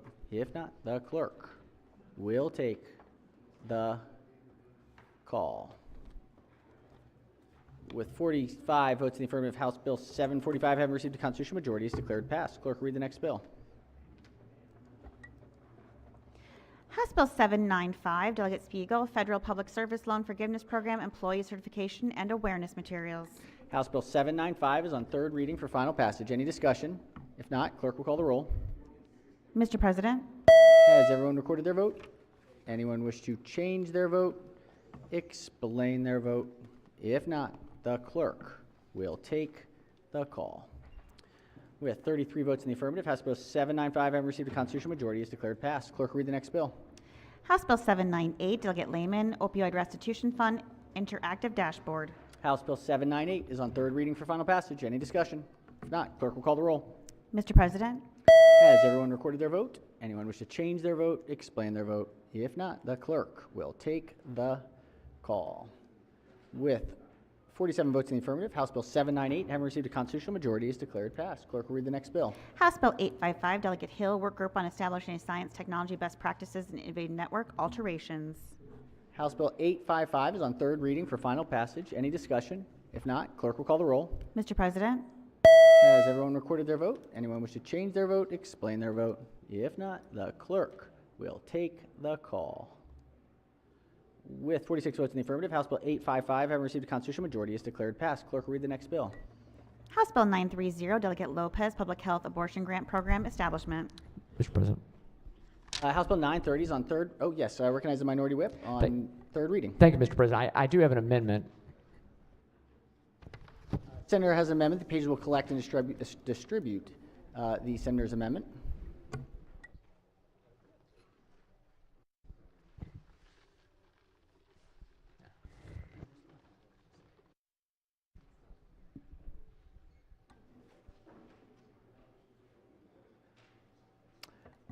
All right, Senator may explain the amendment. Thank you, Mr. President. This is a very simple, straightforward amendment. Just to remind the body, and I did share it with the floor leader, it seems like weeks ago, but I think it was maybe 3 days ago. This bill's something that we've discussed, but just for the benefit of the public and the body, Marylanders for, I guess, almost 15 years, at least 13 or 14 years, have had $1 a month taken out of their insurance premiums that they pay and given to a fund that, because of the Obamacare mandates that were passed in 2010, this fund can only be used for providing abortions.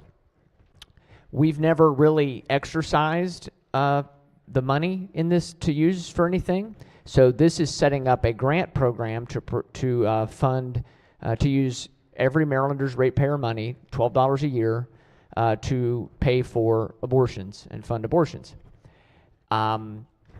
We've had several amendments on this bill debate in the past. This amendment very simply would just say, if we're going to do this with people's ratepayer money, it ought to be for Marylanders. It ought to only be for Marylanders. So it limits the grant program to, it limits the funds to only be used to serve Marylanders, not people coming from surrounding states. So I move the amendment, Mr. President. Thank you. All right, recognize the floor leader of the bill on the amendment. Thank you, Mr. President. I would ask the body to resist this amendment.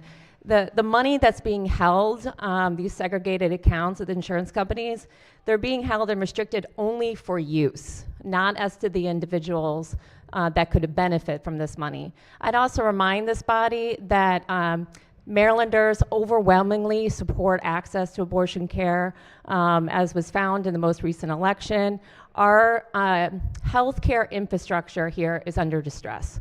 We have lots of people coming from out of state. It's very important that individuals have access to these funds, that our healthcare institutions have access to these funds. This is about basic access to healthcare, using funds that are available, that are sitting in these accounts, and so I would ask the body to resist this amendment. All right, on the amendment, further, yes, recognize Senator from the 38th District. Good morning, Mr. President. Thank you. I rise in support of this amendment. This is very simple, common sense amendment. It's to target residents of Maryland. And the reason this is important is some of us have been concerned as we expand abortion access in the state of Maryland, it is drawing from people from other states. And Maryland is becoming more of an abortion destination state. I want Maryland to be a tourist destination state, so that's why I'm voting for this amendment. Thank you, Senator. On the amendment, on the floor, recognize Senator from the 37th on the amendment. Sorry about that. I rise in support of the amendment. You know, we had committee testimony, and the committee testimony was that the different providers are already overwhelmed from people coming from out of state. And, you know, we talked yesterday about the budget, about needs and wants, aspirations versus realities, and the concept that, well, Marylanders feel a certain way about something would be aspirational to say, oh, we're going to make this available to everybody. This is a Maryland program. It's paid for by Maryland ratepayers. The amendment doesn't do anything to undermine The grant program, it just simply says we're going to protect the resources for Marylanders.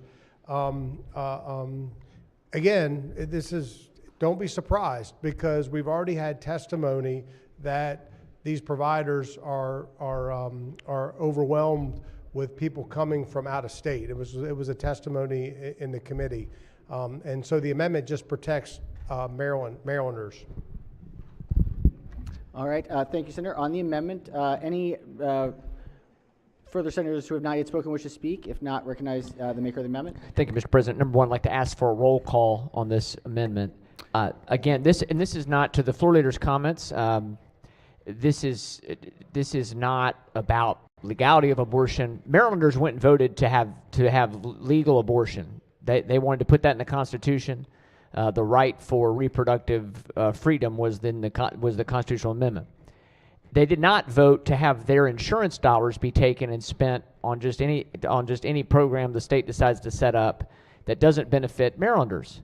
This just makes sure this has nothing to do with legality of abortion, the access to abortion for anyone in Maryland.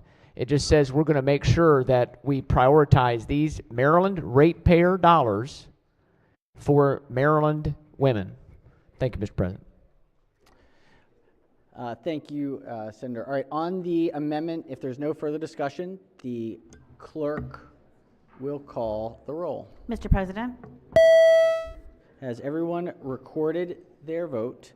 Anyone wish to change their vote, explain their vote?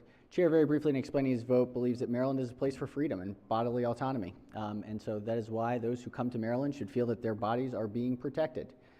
With that, the clerk will take the call. With 31 votes in the negative, the senator's amendment fails. Are there any further amendments to the bill? If not, the bill is on third reading for final passage. The clerk will call the roll. Mr. President? Has everyone recorded their vote? Anyone wish to change their vote, explain their vote? If not, the clerk will take the call. With 31 votes in the affirmative, House Bill 930, having received a constitutional majority, is declared passed. Clerk, read the next bill.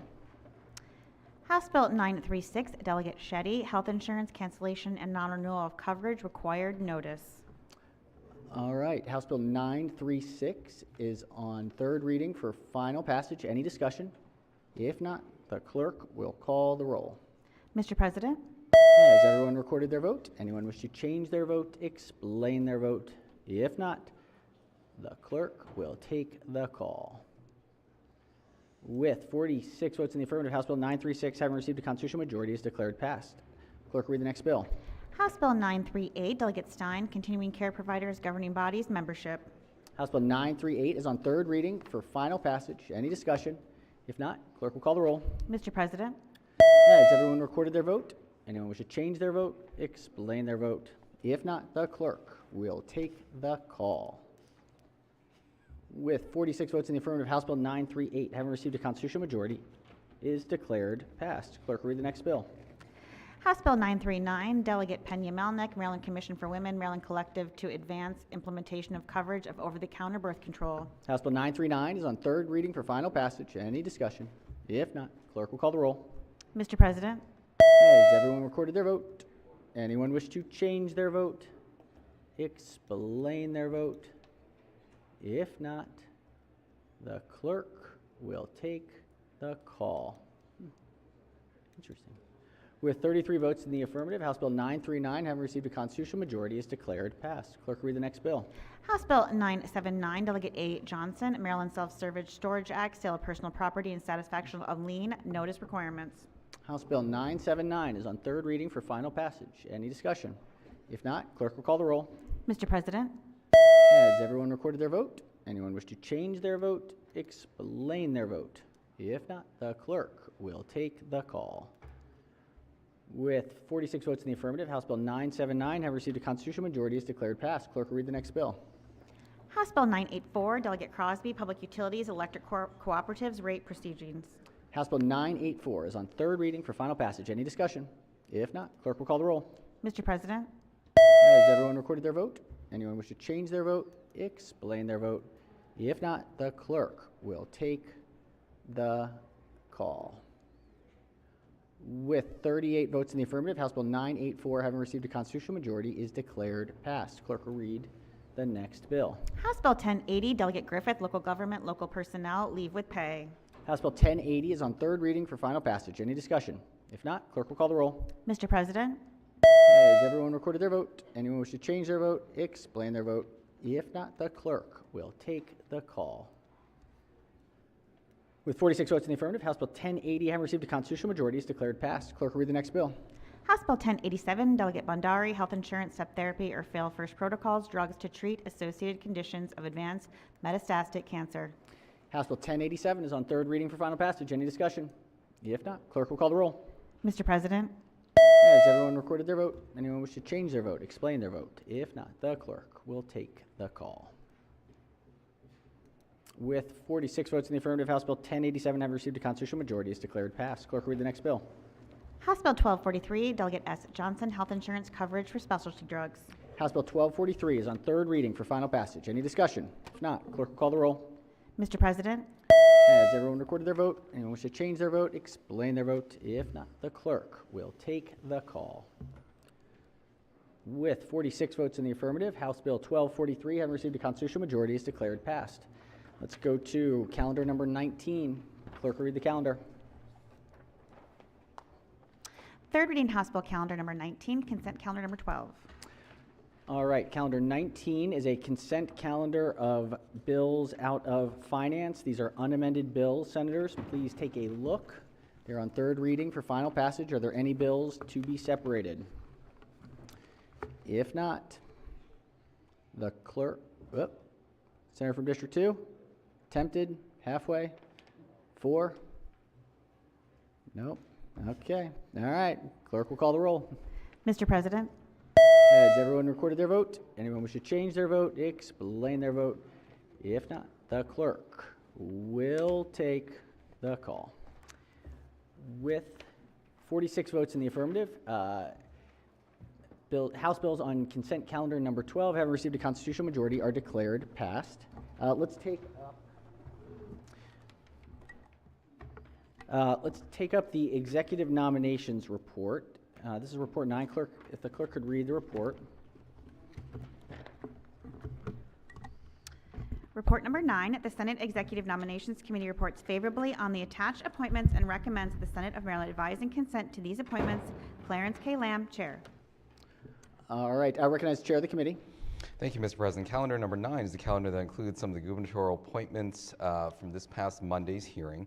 This is the list of the nominees that is before you. It's the last list that's coming before the body. The names of the nominees can be found in your floor system under the Other Business tab. Request that we consider these nominees in regular session under Rule 22A. Move that we special order this report until the appropriate time tomorrow. All right, the Chair moves that we hear the nominees on report number 9 in open session and special order the report into the appropriate time tomorrow. Are there any objections?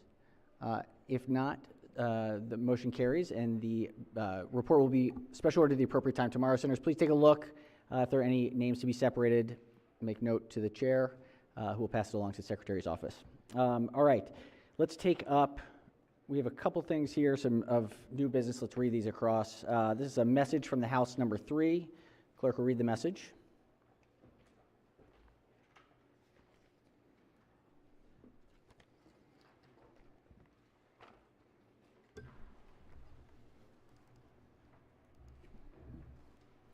Senate Bill 11, Senator Watson, Organized Retail Theft Act of 2025. Majority Leader moves so be considered the reading of the bills. These are bills passed by the House by yeas and nays. We next have a message from the executive. Message from the executive. Clerk will read the message. Dear Mr. President, pursuant to the authority conferred on me by Article 3, Section 52, Subsection 5 of the Constitution of Maryland, and in accordance with the consent of the House of Delegates duly granted, I hereby submit Supplemental Budget Number 2 to House Bill 350, Senate Bill 319 in the form of an amendment to the budget for fiscal year. Move so be considered the reading of the message. Senators, this is, the message having been read is ordered journalized. This is Supplemental Budget Number 2. Senators should have that available on their floor systems.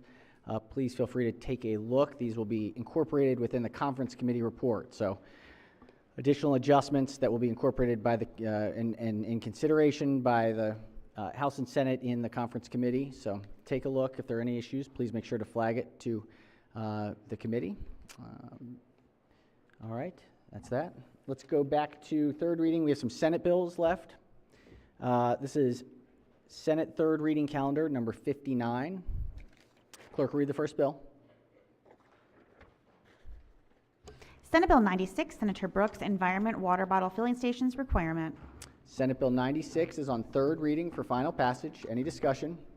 If not, clerk will call the roll. Mr. President. Oh, yes. Excuse me, Senator. Mr. District 4. President, this is the same bill that I asked to hold it to special order until tomorrow, but the Senate version. Yes. I'd like to make the same request to We special order can- until tomorrow. Senator, I think the vote is, the board is open. The vote has been started, so the senator's motion would be out of order at this moment. So we could reconsider it afterwards, but at the moment, the board is open. Okay. Are there any, let's see, has everyone recorded their vote? Anyone wish to change their vote, explain their vote? If not, the clerk will take the call. With 33 votes in the affirmative, House Bill, or Senate Bill 96 having received a constitutional majority is declared passed. Recognize the senator from the 27th district. I think I hit the desk instead of the button. I'm joking, but I'd like to be recorded in the green. In the green on 96. Yes, sir. With any objections? Without objections, so ordered. All right, clerk will read the next bill.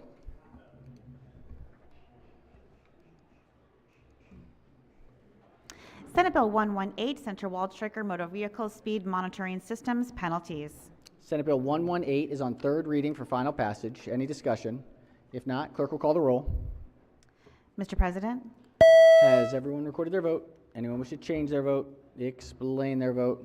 If not, the clerk will take the call. With 37 votes in the affirmative, Senate Bill 118 having received a constitutional majority is declared passed. Clerk will read the next bill.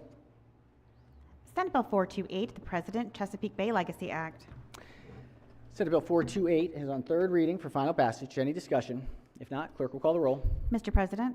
Has everyone recorded their vote? Anyone wish to change their vote, explain their vote? If not, the clerk will take the call.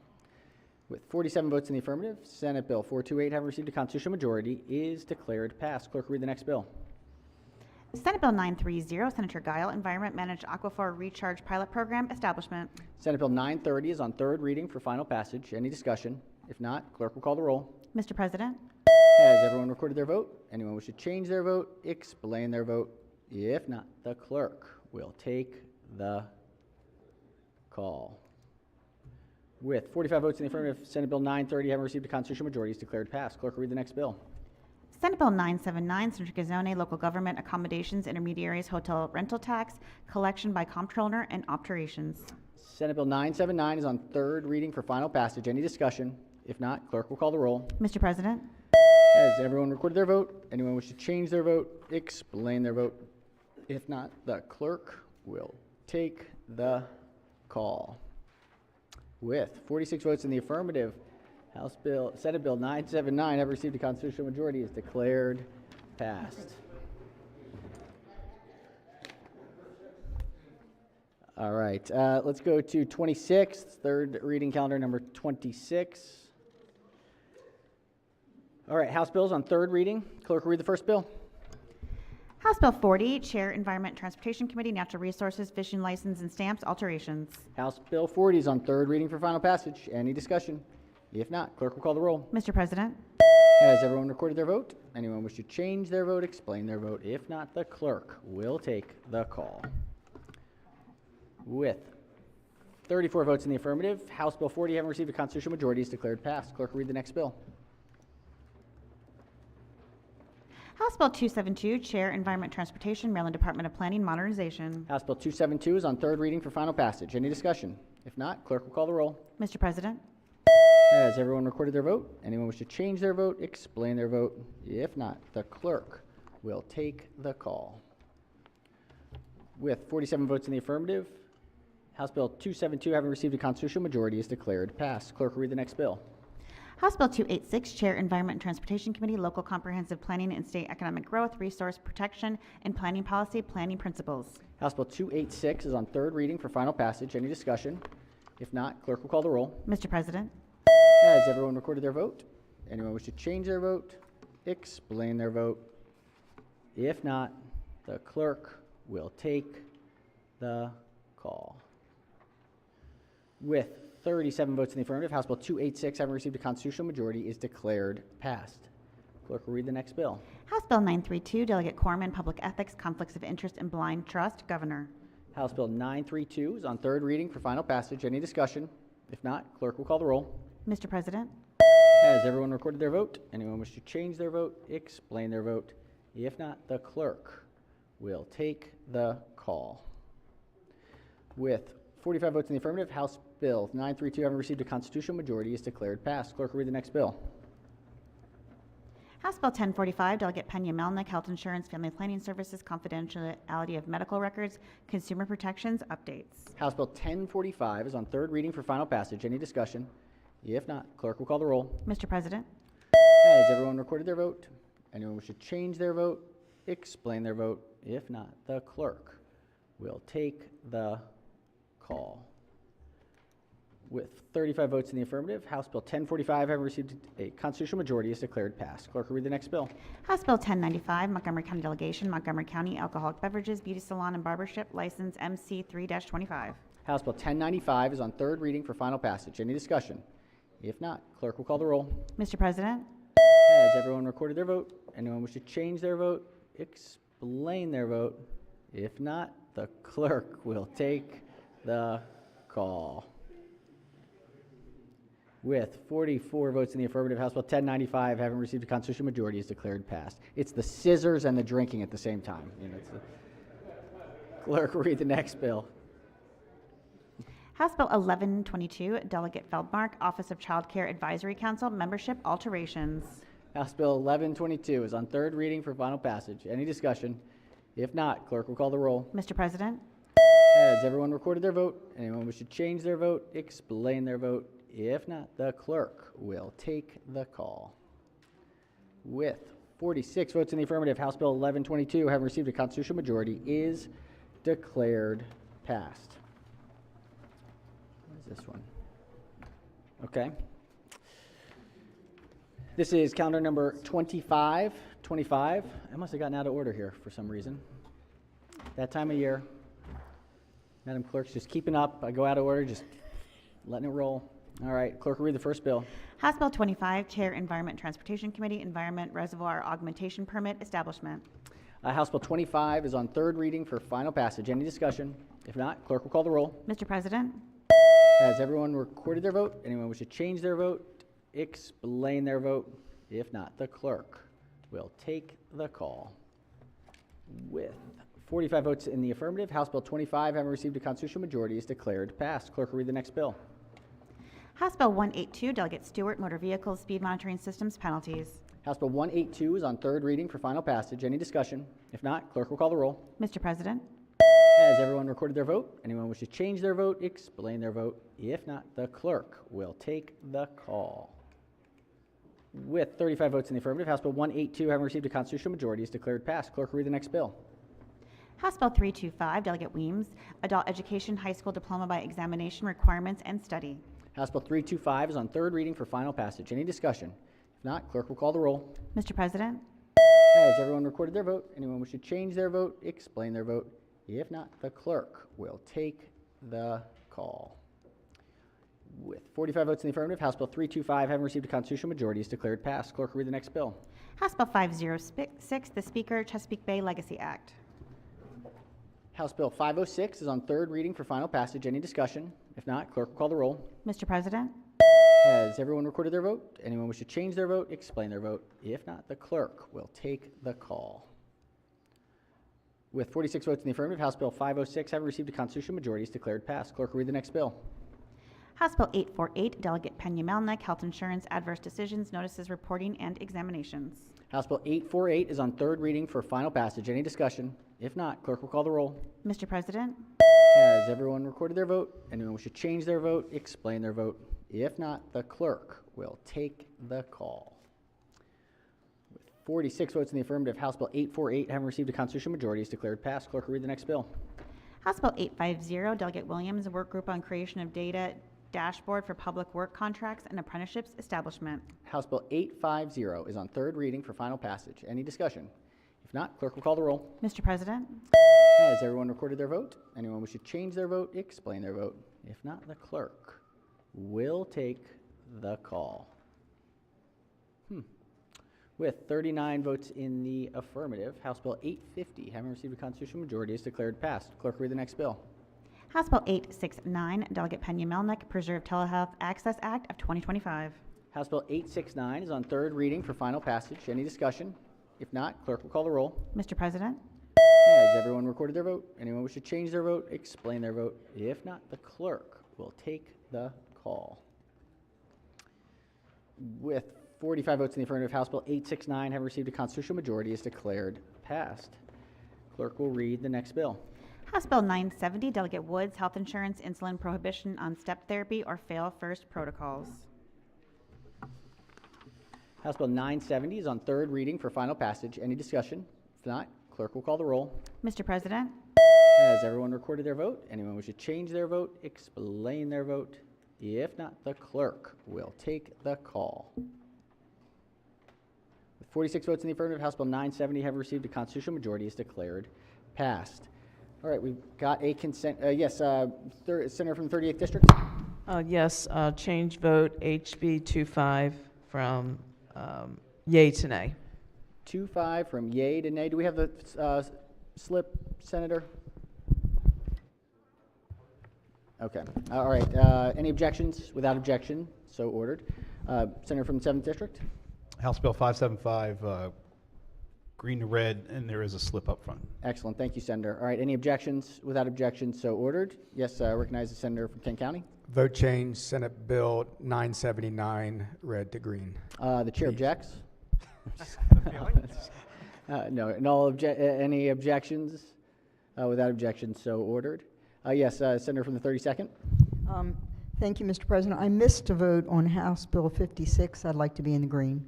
56 in the green, House Bill 56 in the green. Any objections? Without objection, so ordered. All right. Let's go to calendar number 15. Calendar 15. Clerk will read the calendar. third reading House Bill Calendar number 15, Consent Calendar number 11. All right, consent calendar number 11. These are third reading House bills unamended out of the Judicial Proceedings Committee. Again, thank you to the committee staff and the committee for helping us be efficient with these consent calendars. Are there any bills that senators wish to separate? Any bills for separation? If not, ready to call the vote? Clerk will call the roll. Mr. President. Has everyone recorded their vote? Anyone wish to change their vote, explain their vote? If not, the clerk will take the call. With 47 votes in the affirmative, House bills on consent calendar number 11, having received a constitutional majority, are declared passed. All right, we're going to take up a concurrence calendar. These are my least favorite. Never like to say that our work product needs any changes, but you know. And while we're here, it looks like we do have a number of the House pages who are here with us. If we could give a warm Senate welcome to the House pages who are here with us in the gallery. Welcome. When you go back, you can say, yes, sometimes the Senate does listen to the House. We do like to take their ideas on this concurrence calendar. On the calendar number 1, clerk will read the first bill.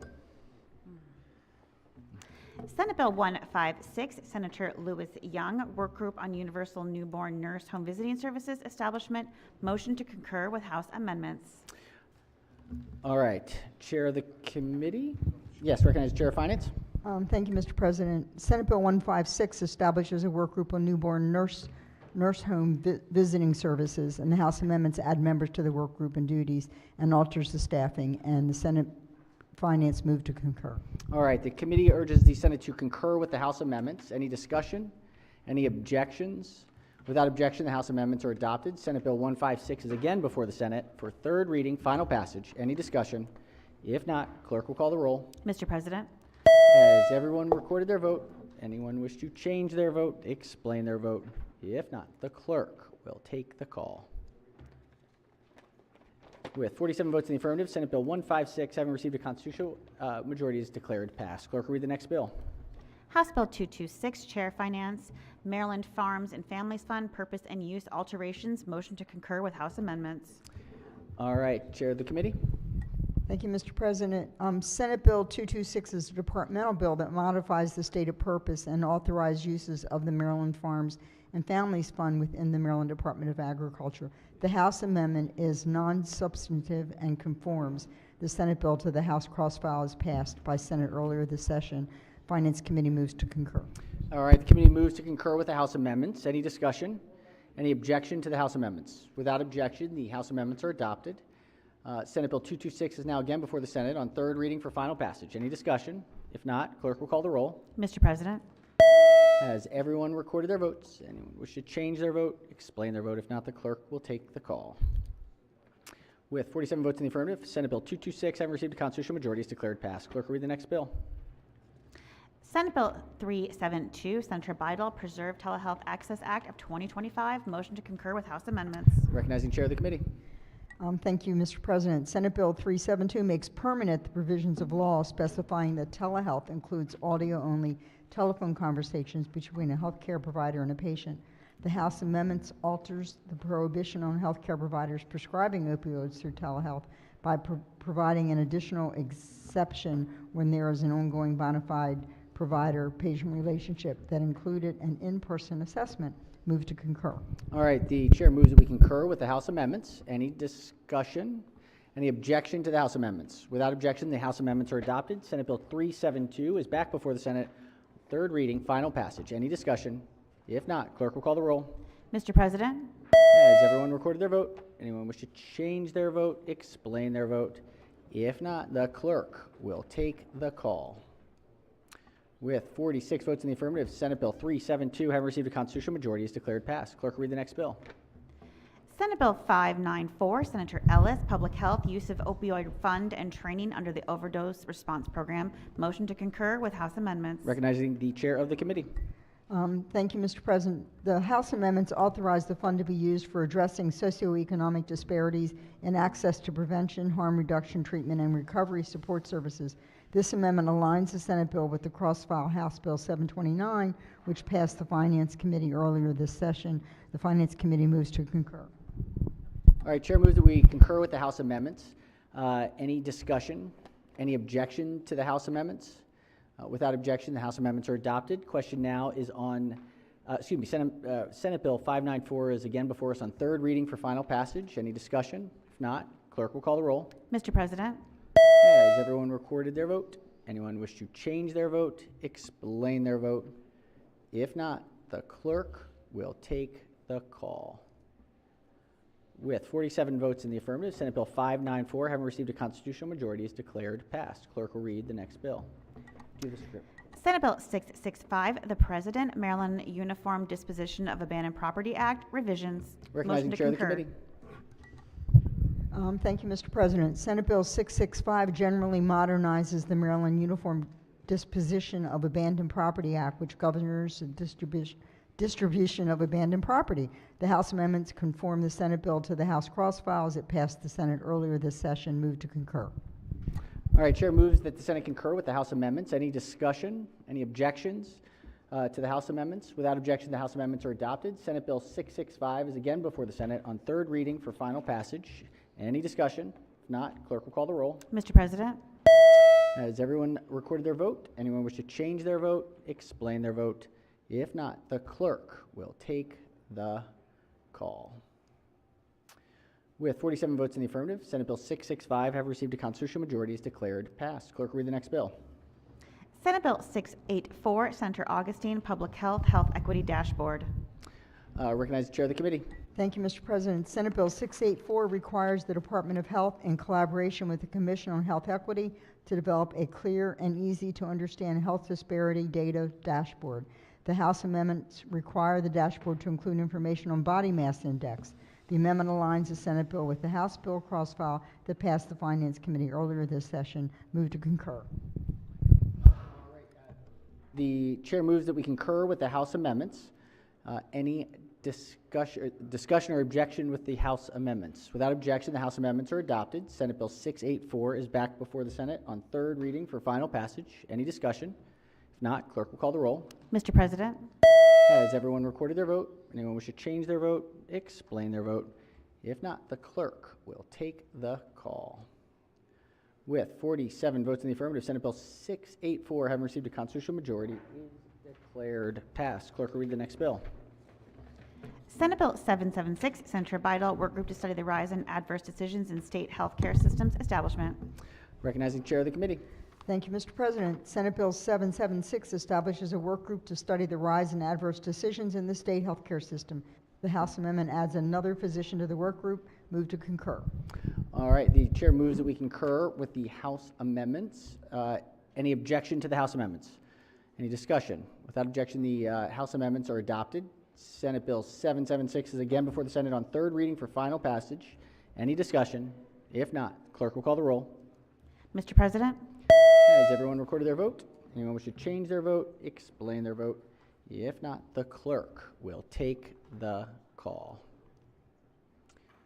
With 47 votes in the affirmative, Senate Bill 776, having received a constitutional majority, is declared passed. All right, Senators, that is all of our third readers for the moment.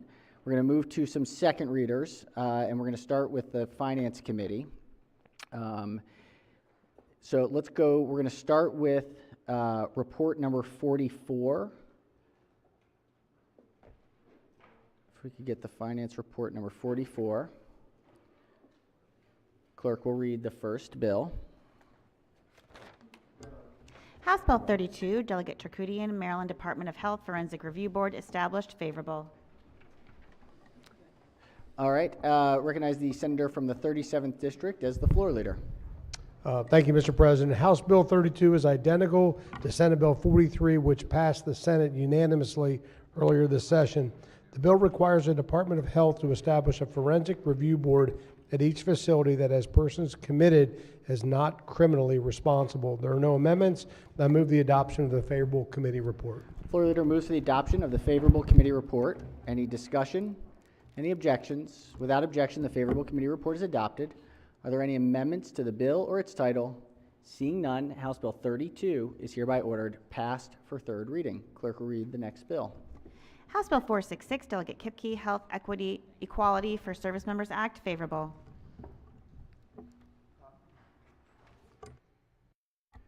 Recognize the senator from Anne Arundel as floor leader.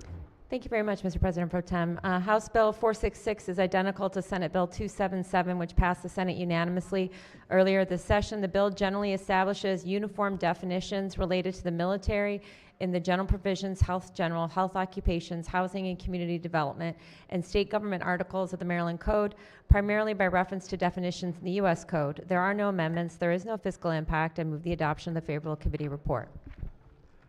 All right, floor leader has moved adoption of the favorable committee report.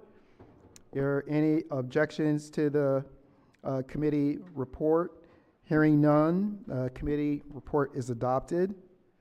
The question now is on the adoption of the favorable committee report. I'm sorry, hearing no objections. Seeing none, any amendments? Any amendments to the bill? Seeing none, House Bill 466 is hereby ordered printed for third reading. Clerk will read the next bill. House Bill 672, Delegate Carlson, School Health and Wellness Personal Assessment, Maryland Council on Investment of School-Based Health Centers, favorable. Chair recognizes the senator from Howard and Anne Arundel counties as floor leader. Thank you, Mr. President Pro Tem. House Bill 672 is identical to Senate Bill 486. The bill requires the Department of Health and the Department of Education to conduct an annual assessment of the school health wellness personnel workforce in the state as specified. MDH and MSDE must jointly submit a report to the General Assembly on the findings of the assessment and publish the report on each agency's website by December 1st, 2027, and annually thereafter. The bill also adds a school nurse member nominated by the Maryland Association of School Health Nurses to the Maryland Council of Advancement of School-Based Health Centers.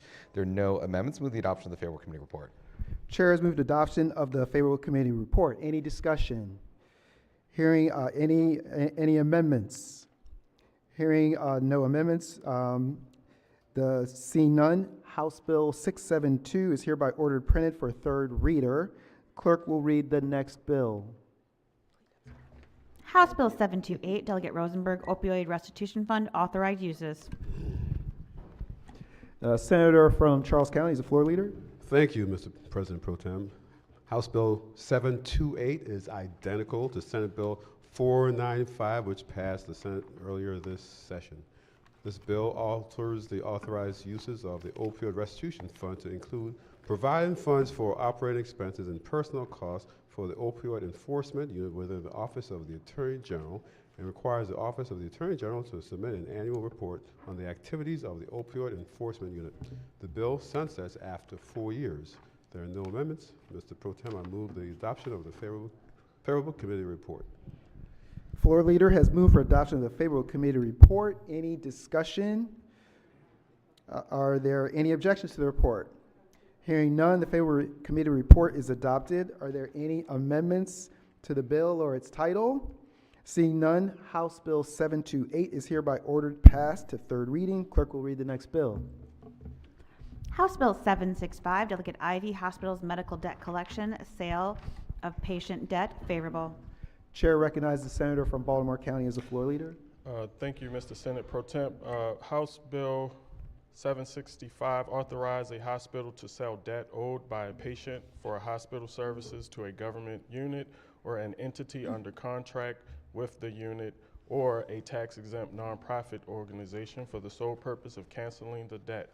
The patient is not responsible to the hospital, the governmental unit, the contractor, or the nonprofit organization for any amount of the debt that is sold, or any interest, fees, or costs associated with the debt or the sale.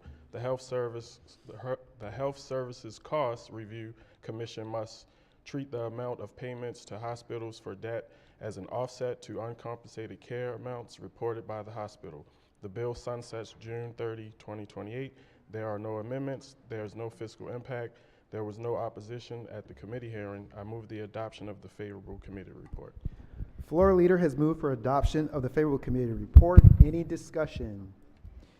Hearing none. Are there any objections to the report? If not, favorable committee report is adopted.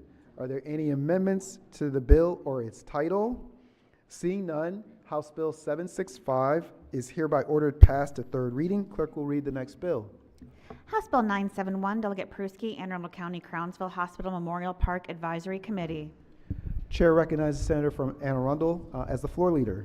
Thank you very much, Mr. President Pro Tem. House Bill 971 establishes the Anne Arundel County Crownsville Hospital Memorial Park Advisory Committee. The committee must act as an advisory body and provide advice on the planning process for the memorial park, make recommendations regarding the development of the memorial park, collect and compile public input, and make recommendations to ensure the memorial park is a place that focuses on specified goals for the park. The bill sunsets September 30th, 2030. There are no amendments. There is no fiscal impact. There was no opposition at the committee hearing, and I move the amendment and the adoption of the favorable committee report. Floor leader has moved for adoption of the favorable committee report. Any discussion? Are there any objections to the report? If not, the favorable committee report is adopted. Are there any amendments to the bill or its title? Seeing none, House Bill 971 is hereby ordered passed to third reading. The clerk will read the next bill. House Bill 1100, Delegate White Holland, Public Health, Health Equity Dashboard, favorable. Chair recognizes the senator from Charles County as the floor leader. Thank you, Mr. President Pro Tem. Colleagues, House Bill 1100 is similar to Senate Bill 684, which passed the Senate unanimously earlier this session. The bill requires the Department of Health, in collaboration with the Maryland Commission on Health Equity, to develop a clear and easy to understand graphic data dashboard that includes age-adjusted health disparity data disaggregated by race, ethnicity, and gender. The department must update the data dashboard on a quarterly basis as determined by data availability and post the most recent updated data dashboard prominently on its website. There are no amendments. There is no fiscal impact. Therefore, I move the adoption of the favorable committee report. All right, floor leaders move for the adoption of the favorable committee report. Any discussion? Any objections?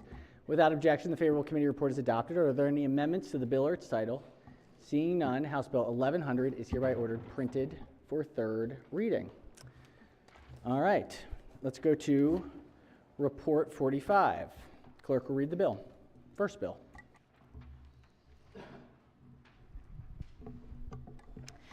House Bill 1131, Delegate Vogel, Public Health, Buprenorphine Training Grant Program and Work Group, favorable.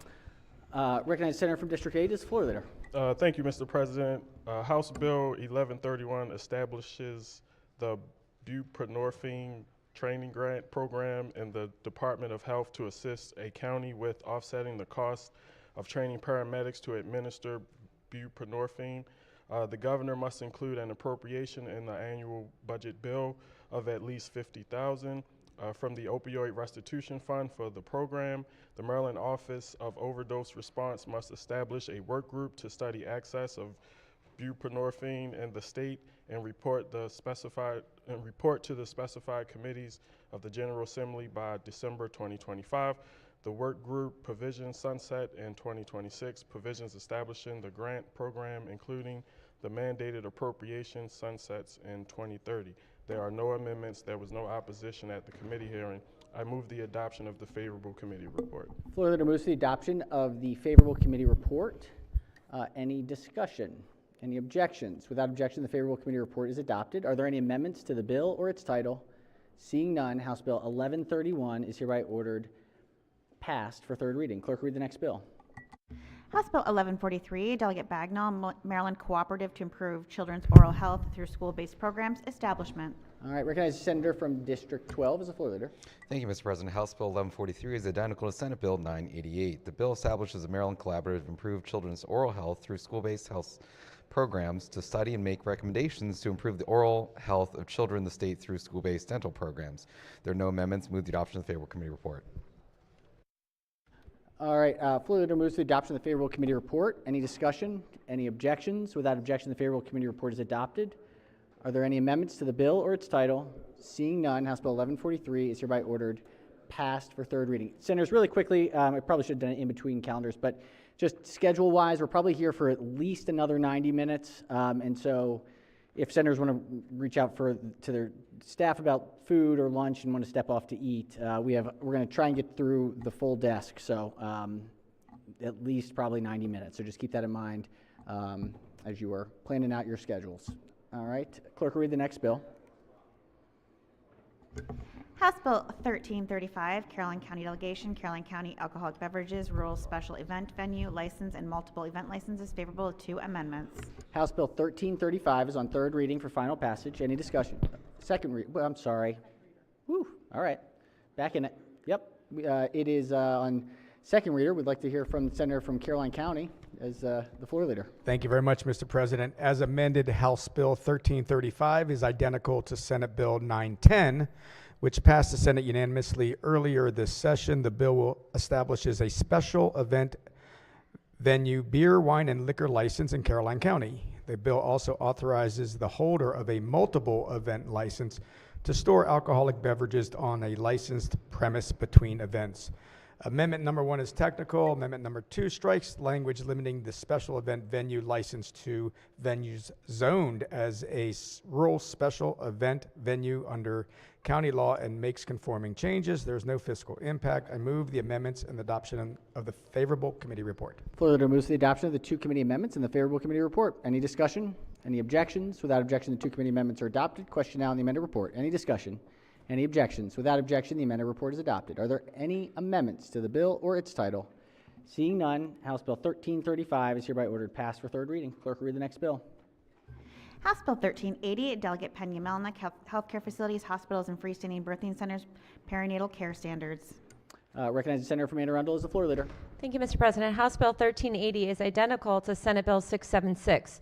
The bill requires the Department of Health, in coordination with the Maryland Institute for Emergency Medical Services Systems, to adopt regulations establishing minimum perinatal care standards that meet or exceed the Maryland perinatal system standards for each hospital that provides obstetrical services and freestanding birthing centers.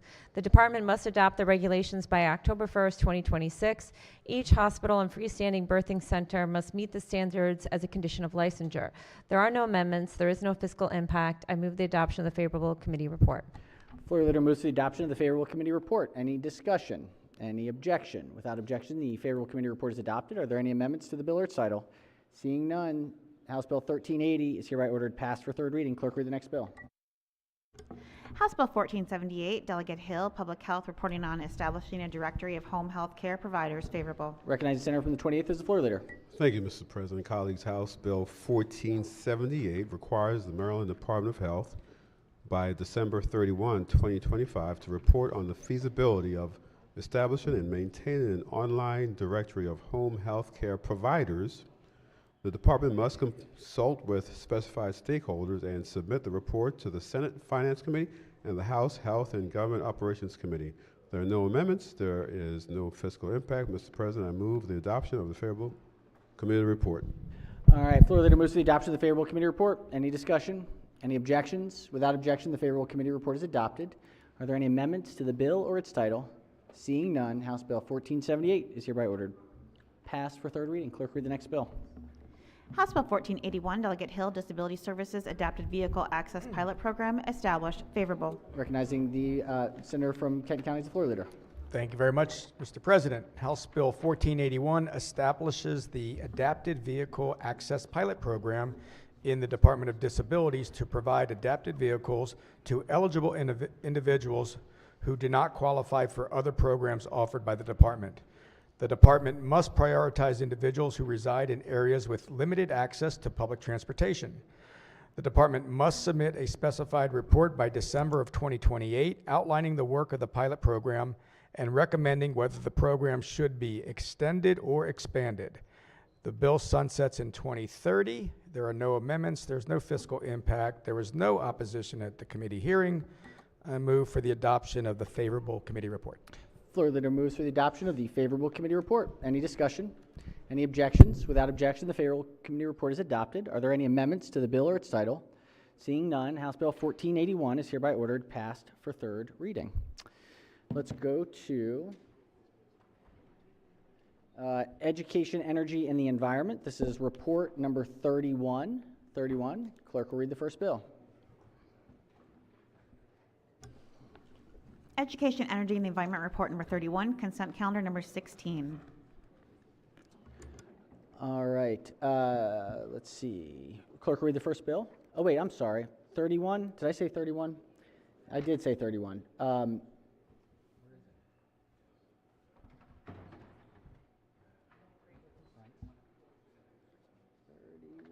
out of order.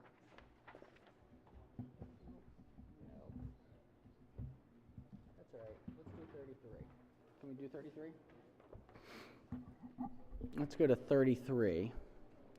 Clerk will read the first bill. House Bill 75, Chair, Ways and Means, Election Law, Special Elections. Favorable.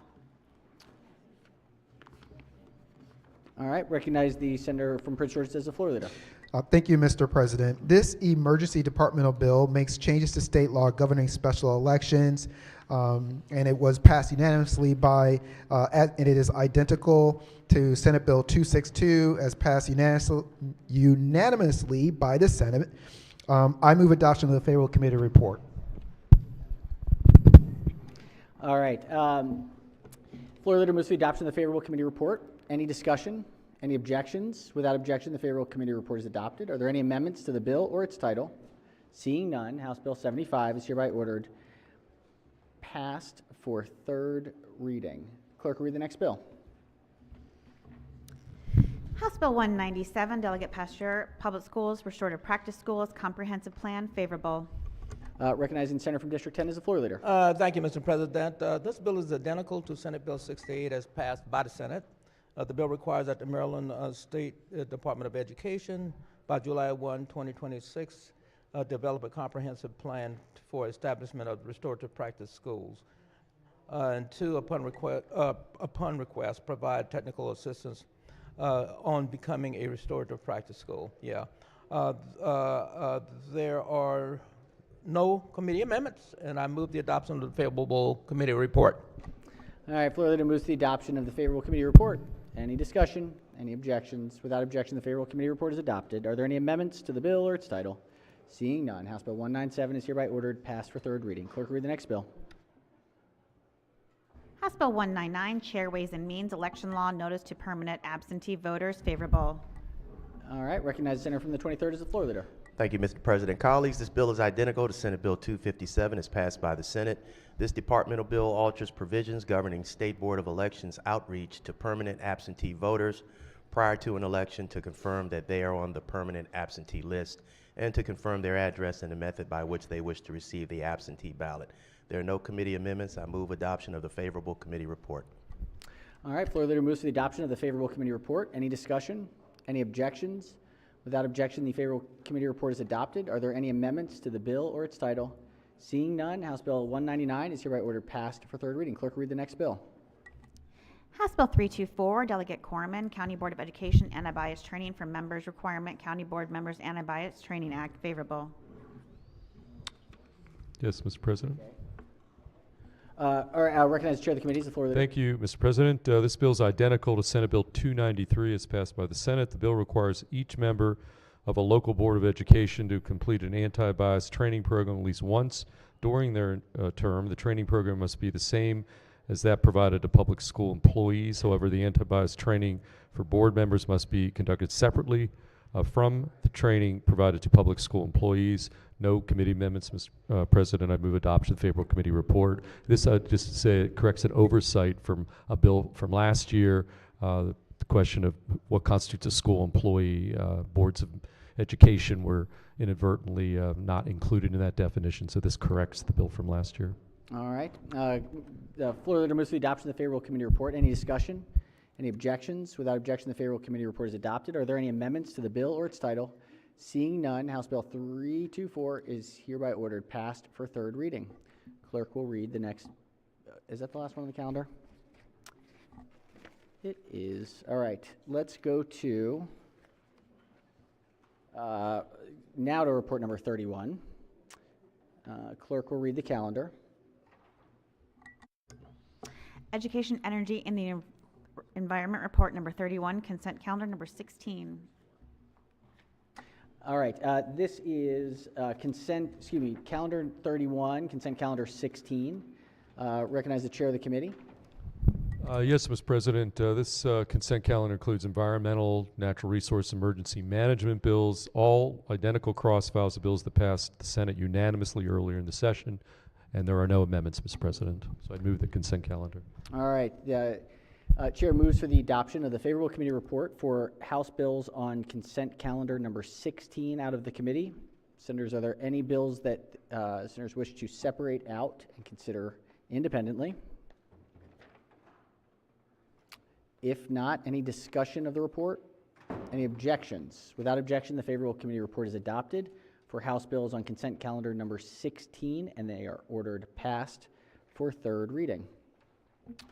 All right, let's go to report number 36. Clerk will read the first bill. House Bill 562, Baltimore County Delegation, Baltimore County Political Parties, Central Committees, Elections, favorable. House Bill 562, do we have a floor leader for?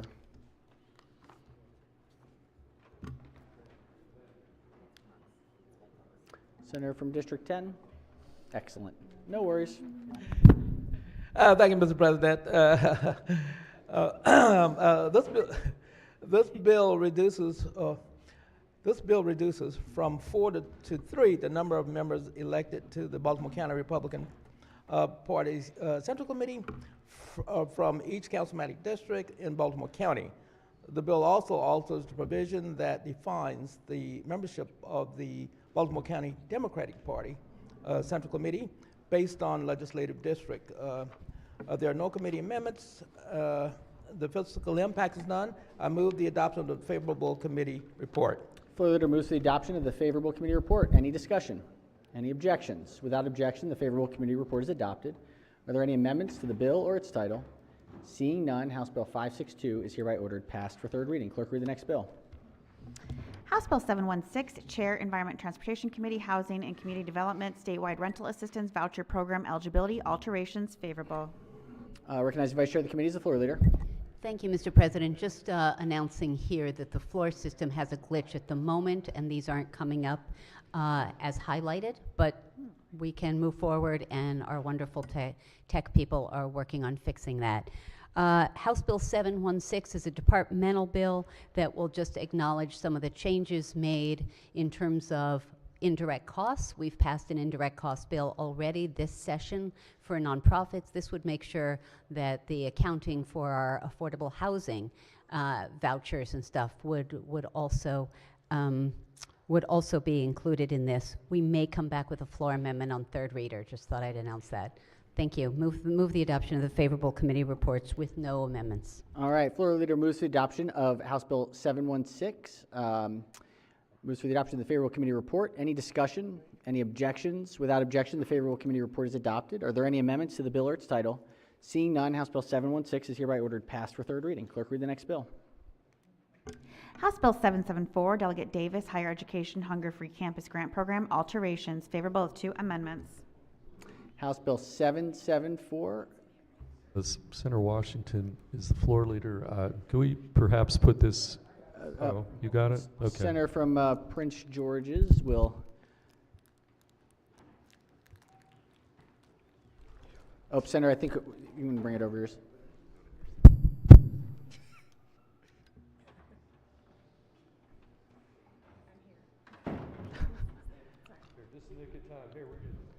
Oh.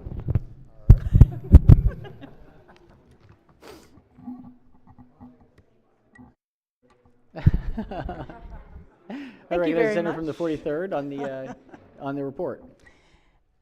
Murphy's Law. HB 774. This is a cross-file, or very similar to a Senate cross-file, and it's about an existing program, hunger-free campuses. There is one amendment that is technical. There are 2 amendments. The second amendment strikes the increased mandated appropriation in the program. There's no fiscal impact, and I move for the adoption of the 2 committee amendments and the favorable committee report. All right, floor leader moves for the adoption of the 2 committee amendments and the favorable committee report. On the amendments, any discussion? Any objections? Without objection, the 2 committee amendments are adopted. Question now on the amended report. Any discussion? Any objections? Without objection, the amended report is adopted. Are there any further amendments to the bill or its title? Seeing none, House Bill 774 is hereby ordered passed for third reading. Clerk, read the next bill. House Bill 879, Delegate Smith, Task Force to Improve Attendance and Reduce Chronic Absenteeism in Schools, favorable of 2 amendments. Recognize the senator from the 41st as the floor leader. Thank you, Mr. President. This bill establishes a task force to improve attendance and reduce chronic absenteeism in schools. It also has reporting requirements, and MSD must distribute a toolkit for school leaders on identifying and preventing chronic absenteeism. There are 2 amendments. One adds a co-sponsor, and the second adds to the duties of the task force. I move the 2 committee amendments and the favorable committee report. Floor leader moves for the adoption of the 2 committee amendments and the favorable committee report. On the amendments, any discussion? Any objections? Without objection, the 2 committee amendments are adopted. Question now is on the amended report. Any discussion? Any objection? Without objection, the amended report is adopted. Are there any further amendments to the bill or its title? Seeing none, House Bill 879 is hereby ordered passed for third reading. Clerk will read the next bill. House Bill 1193, Delegate Wolick, Housing Development Permits, Local Reporting Requirements, Maryland Housing Data Transparency Act, favorable. Thank you, recognize the senator from the 43rd. Mr. President. This bill is identical to Senate Bill 944 that was unanimously passed by the committee. It requires that each county with at least 1,500 residents report to the Maryland Department of Planning quarterly of some specified information. There are no committee amendments. There's no fiscal impact. I ask for the adoption of the favorable committee report.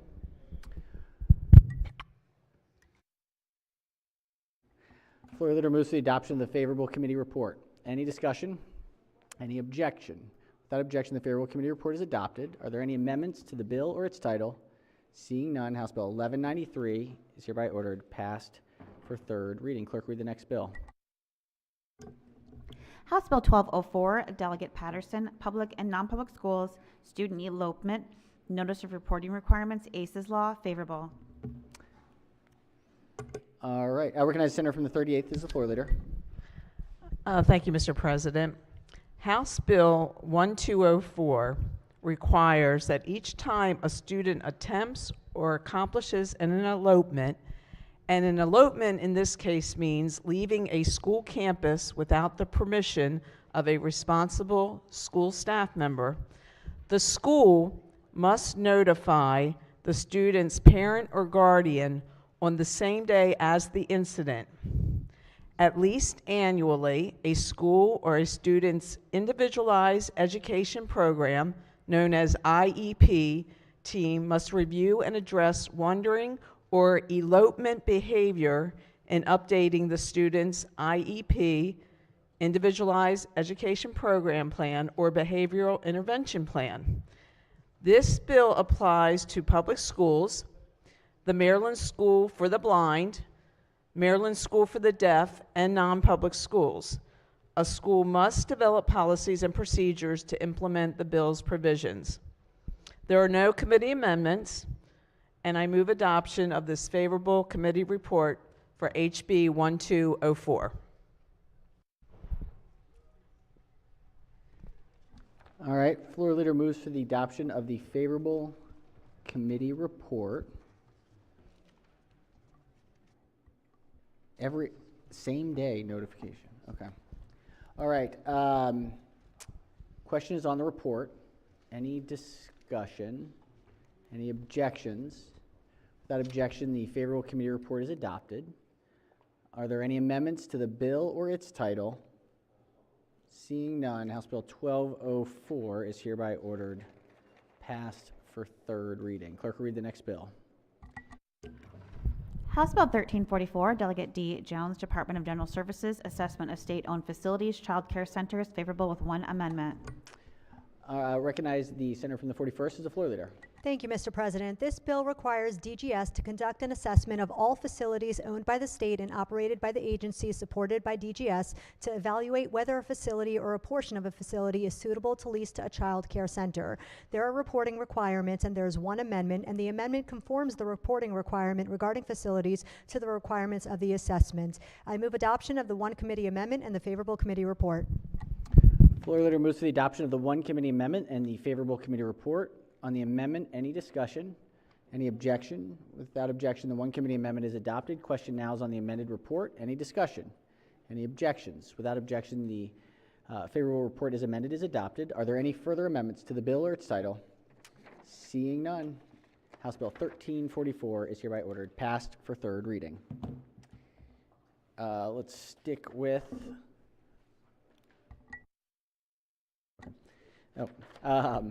we'll go to report number 37. Clerk will read the first bill. House Bill 9, Delegate Charkoudian, Public Safety Food Systems Resiliency Council, Definitions and Reports, favorable with one amendment. Recognize the senator from District 9 as the floor leader. Thank you, Mr. President. Colleagues, House Bill 9 updates existing responsibilities of the Food System Resiliency Council and repeals some outdated reporting requirements, including previously submitted one-time strategic plan. There is one committee amendment, and this adds it adds nonprofit organizations in addition to schools, institutes of higher ed, and other institutions. There is no fiscal impact. The bill passed the committee unanimously. I urge the adoption of the one committee amendment and the favorable committee report. Floor leader moves to the adoption of the one committee amendment and the favorable committee report. On the amendment, any discussion? Any objections? Without objection, the one committee amendment is adopted. Question now on the amended report. Any discussion? Any objections? Without objection, the favorable committee report as amended is adopted. Are there any further amendments to the bill or its title? Seeing none, House Bill 9 is hereby ordered passed for third reading. Clerk, read the next bill. House Bill 338, Delegate Lehman, State Buildings and State Highways Collection and Disposal of Yard Waste, favorable. Recognized Vice Chair of the Committee is the floor leader. Thank you, Mr. President. Colleagues, our landfills are overloaded, and there's a lot of great debris that is being wasted. So this bill simply says that within a 30-mile limit, that debris should be put into a compost pile or a mulch pile and not be put in single-use bags. It also has an exemption for noxious weeds, which we obviously would not want put in that way. We would want that separated and disposed of differently. So there were no committee amendments. Move adoption of the favorable committee report. Mr. President. All right. Floor leader moves to the adoption of the favorable committee report. Recognize the senator from District 7 on the Thank report. you. Will the floor leader yield for a quick question? Senator may proceed. Of course. Thank you. Did you just say that landfills are overloaded? That is what I am told. And so rather than dumping perfectly compostable or mulchable trees, branches, leaves into a landfill, which needs our room for our trash, we want to make sure that it is composted or turned into mulch. Interesting. Because that was a concern I had. You know, what are we going to do with our trash? Because there's other places we could do things we could do with our trash. Maybe like turn it into energy and not put it in the landfills. So that's not what this bill is. I understand it's not what Okay. this bill is. It's kind of, you're making my point from yesterday that landfills are getting filled and we have to come up with alternatives. So thank you very much for Senator. making my point. All right. On the report, recognize the minority whip. Thank you, Mr. President. Could I ask the floor leader to yield? Floor to yield. Senator may proceed. Go for it. Hey there. So the requirement here in the bill, the fiscal note says it's not going to add any cost to have to do this to try to like. Are we sure this is not going to create some sort of additional cost to having to collect the trash differently? And I have great faith in our fiscal note writers almost all the time. yeah, except when it's one of our bills. But that's Correct. No, that's right. That's right. So let me just ask this: what is the enforcement on this? So I don't know that there is a need for enforcement. That was actually something that the good senator from Anne Arundel County asked about. This is, rather than putting it in a single-use plastic bag, it's going to be disposed of in a way that it can be reduced, reused, and recycled. And that makes total sense, with the exception of the noxious weeds. And to be clear, we don't need these trucks driving all over civilization. It's just got to be that there's a location, deposit location within 30 miles that can and will accept it. So right now, does the state, did the committee discover when the state has this, currently disposing of yard waste, is it the contractor that, these aren't state employees, these are a contractor, right? Be either one, actually, state employees or contractors. So that they take their trash, they take the yard waste where now?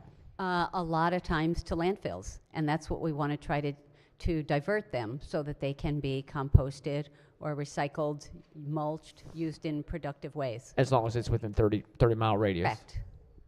Okay, thank you. Thank you, Mr. Common President. sense. Thank you, Senator. Thank you. All right.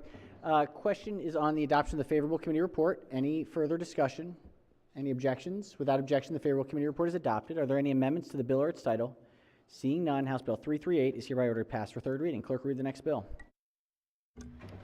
House Bill 344, Delegate Stein, Maryland Environmental Service. Membership of Board of Directors, alterations, favorable. Recognize the senator from the 10th District as the floor leader. Thank you, Mr. President. Colleagues, House Bill 344 is a cross-file of Senate Bill 315, which passed the Senate unanimously. The bill alters the composition of the Board of Directors of the Maryland Environmental Service by replacing the state treasurer with the Secretary of Planning or the Secretary Designee. There are no committee amendments. I move the adoption of the favorable committee report. Floor leader moves to the adoption of the favorable committee report. Any discussion? Any objections? Without objection, the favorable committee report is adopted. Are there any amendments to the bill or its title? Seeing none, House Bill 344 is hereby ordered passed for third reading. Clerk, read the next bill. House Bill 452, Delegate Guyton, outdoor lighting, guidance, and use of state funds, favorable. Recognize senator from District 9 as the floor leader. Thank you, Mr. President. Colleagues, House Bill 452 alters an existing prohibition against state funds being used to install or replace an outdoor luminaire that does not meet specific criteria. It includes state parks and trails and excludes the illumination of field of play or a sports facility. There are no committee amendments and no fiscal note. I move the favorable committee report.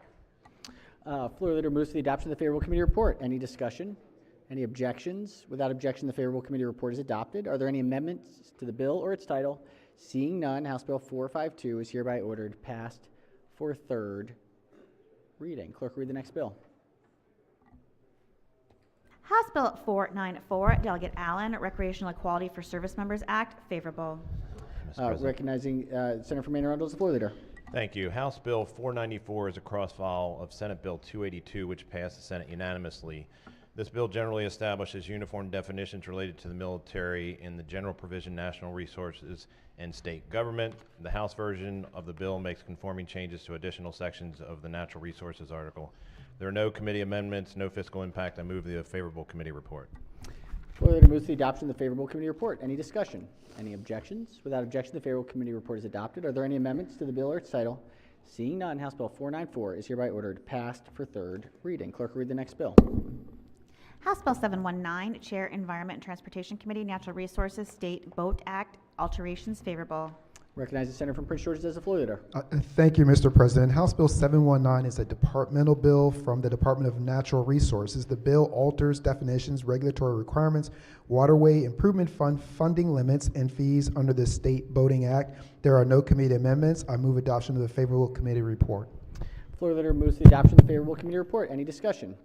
Any objection? Without objection, the favorable committee report is adopted. Are there any amendments to the bill or its title? Recognize the Senator Minority Whip. I'm just trying to look through this bill. Could I ask the floor leader a quick question?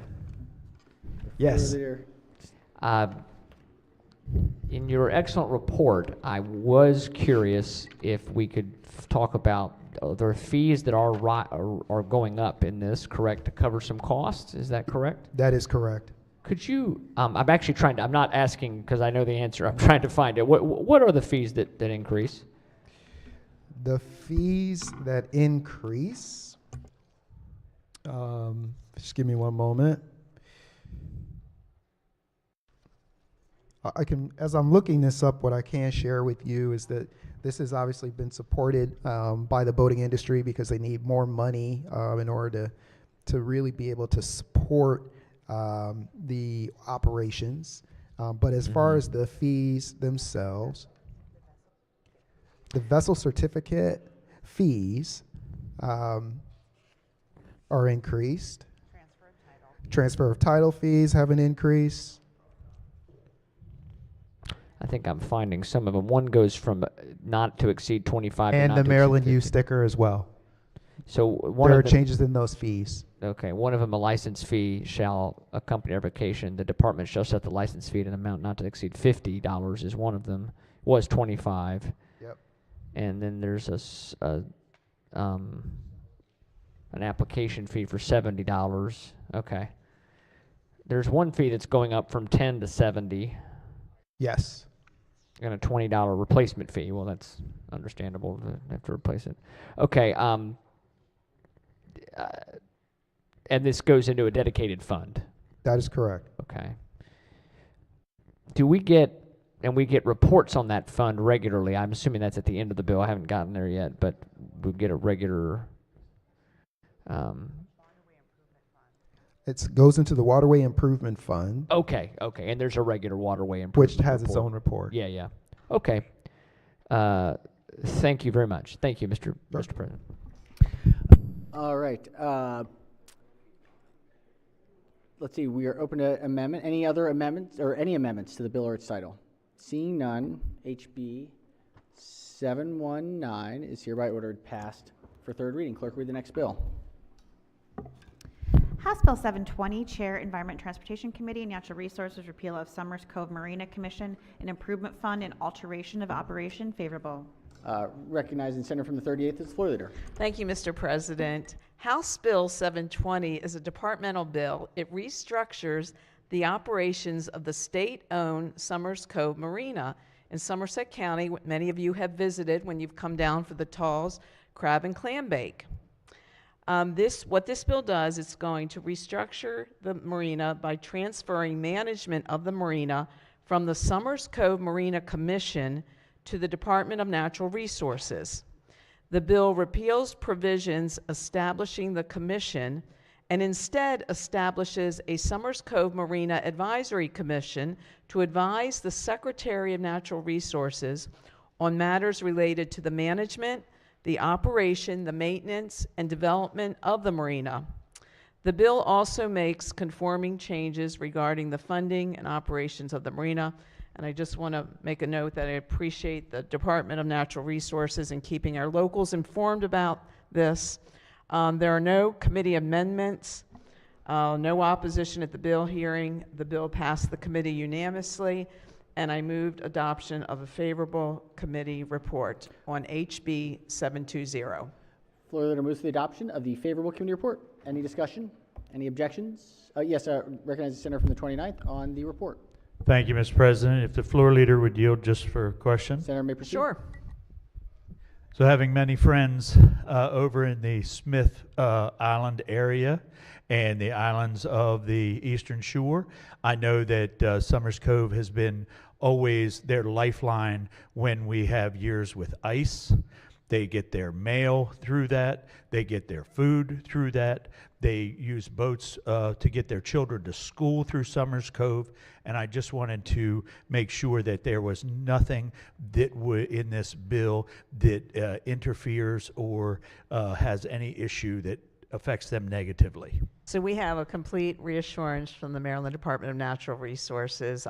This bill will be a plus. I think it will not only kind of improve efficiencies at the marina, but also elevate it and continue to be a tourist attraction as well as enjoyed by locals.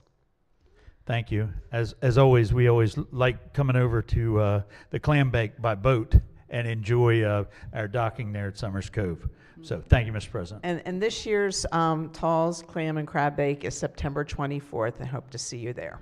Excellent. All right, very good. That's late. Way later. Yeah. Avoid the heat stroke.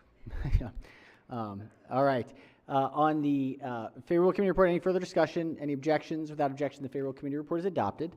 Are there any amendments to the bill or its title? Seeing none, House Bill 720 is hereby ordered passed for third reading. All right, let's do the rest of AAA. Nope. Let's go to Report 32. Missed this one earlier. Clerk will read the report. Education, Energy, and the Environment Report number 32, consent calendar number 17. Recognize the chair of the committee.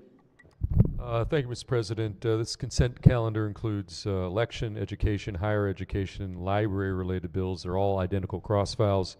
Bills passed the Senate unanimously earlier in session, and there are no amendments. I'd move the adoption of the committee reports on all these pieces of legislation. All right, the floor leader moves to the adoption of the favorable committee report for all House bills on consent calendar number 17. Recognize the senator from District 2. Thank you, Mr. President. Can I pull out House Bill 704, please? 704 will be removed and considered separately. Any further? Any further? If not, on the House bills but for 704, on the favorable reports, any discussion? Any objections? Without objection, the favorable committee reports are adopted for the House bills on consent number 17, and the bills are ordered passed for third reading. Clerk will read the next bill. House Bill 704, Delegate Wyville, Higher Education, Maryland Graduate and Professional Scholarship Program, eligible institutions, favorable. On the favorable report, the senator from District 2. Yeah, Mr. President, I'd like to special order this bill for consideration in the future. Any particular time, Senator? We'll get back to you on that one. I'm sorry? Next week. Monday? Sure. Any objections from the committee? Without objection, the bill will be special ordered at the appropriate time on Monday. All right, let's go to, I think that does it for education, energy, and the environment. Yeah?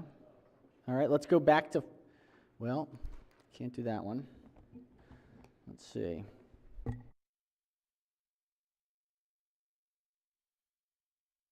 We do have one more. Found another one. It's like, where's Waldo here? All right. 38 out of Education, Energy and the Environment. Clerk will read the bill. Senate Bill 944, Senator Hedelman, Housing Development Permits, Local Reporting Requirements, Maryland Housing Data Transparency Act, favorable with 2 amendments. All right, recognize the senator from the 43rd as the floor leader. Thank you, Mr. President. We just heard the House version of this bill. Senate Bill 944 requires each county with at least 1,500 residents to report to the Maryland Department of Planning quarterly.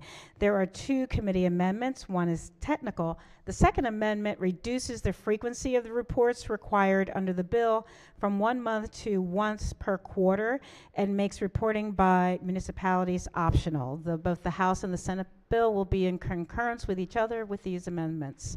I ask for the adoption of the committee amendments and the favorable committee report.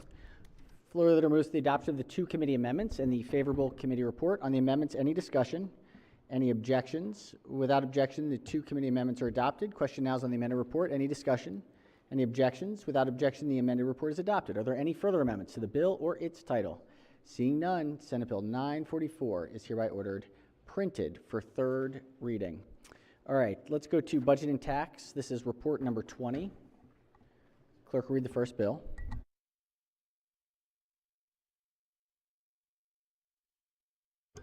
Senate Bill 595, Senator Rosa Pep, State Lottery Fund, Laurel Race Course, Local Impact Aid, favorable with 2 amendments. All right, recognizing the senator from the 20. Yep. Thank you. I recognize him. Thank you. Thank you for recognizing me. You're very welcome, Senator. This bill deals with the fact that we're moving so much racing from Baltimore to Laurel for the next 2 years with all the redevelopment that's going to go on with Pimlico. And we're moving the backstretch workers as part of that. And so what this bill does is basically create a 2-year program of $250,000 each year to help with social services, medical services, mental health services, et cetera, for the back stretch workers.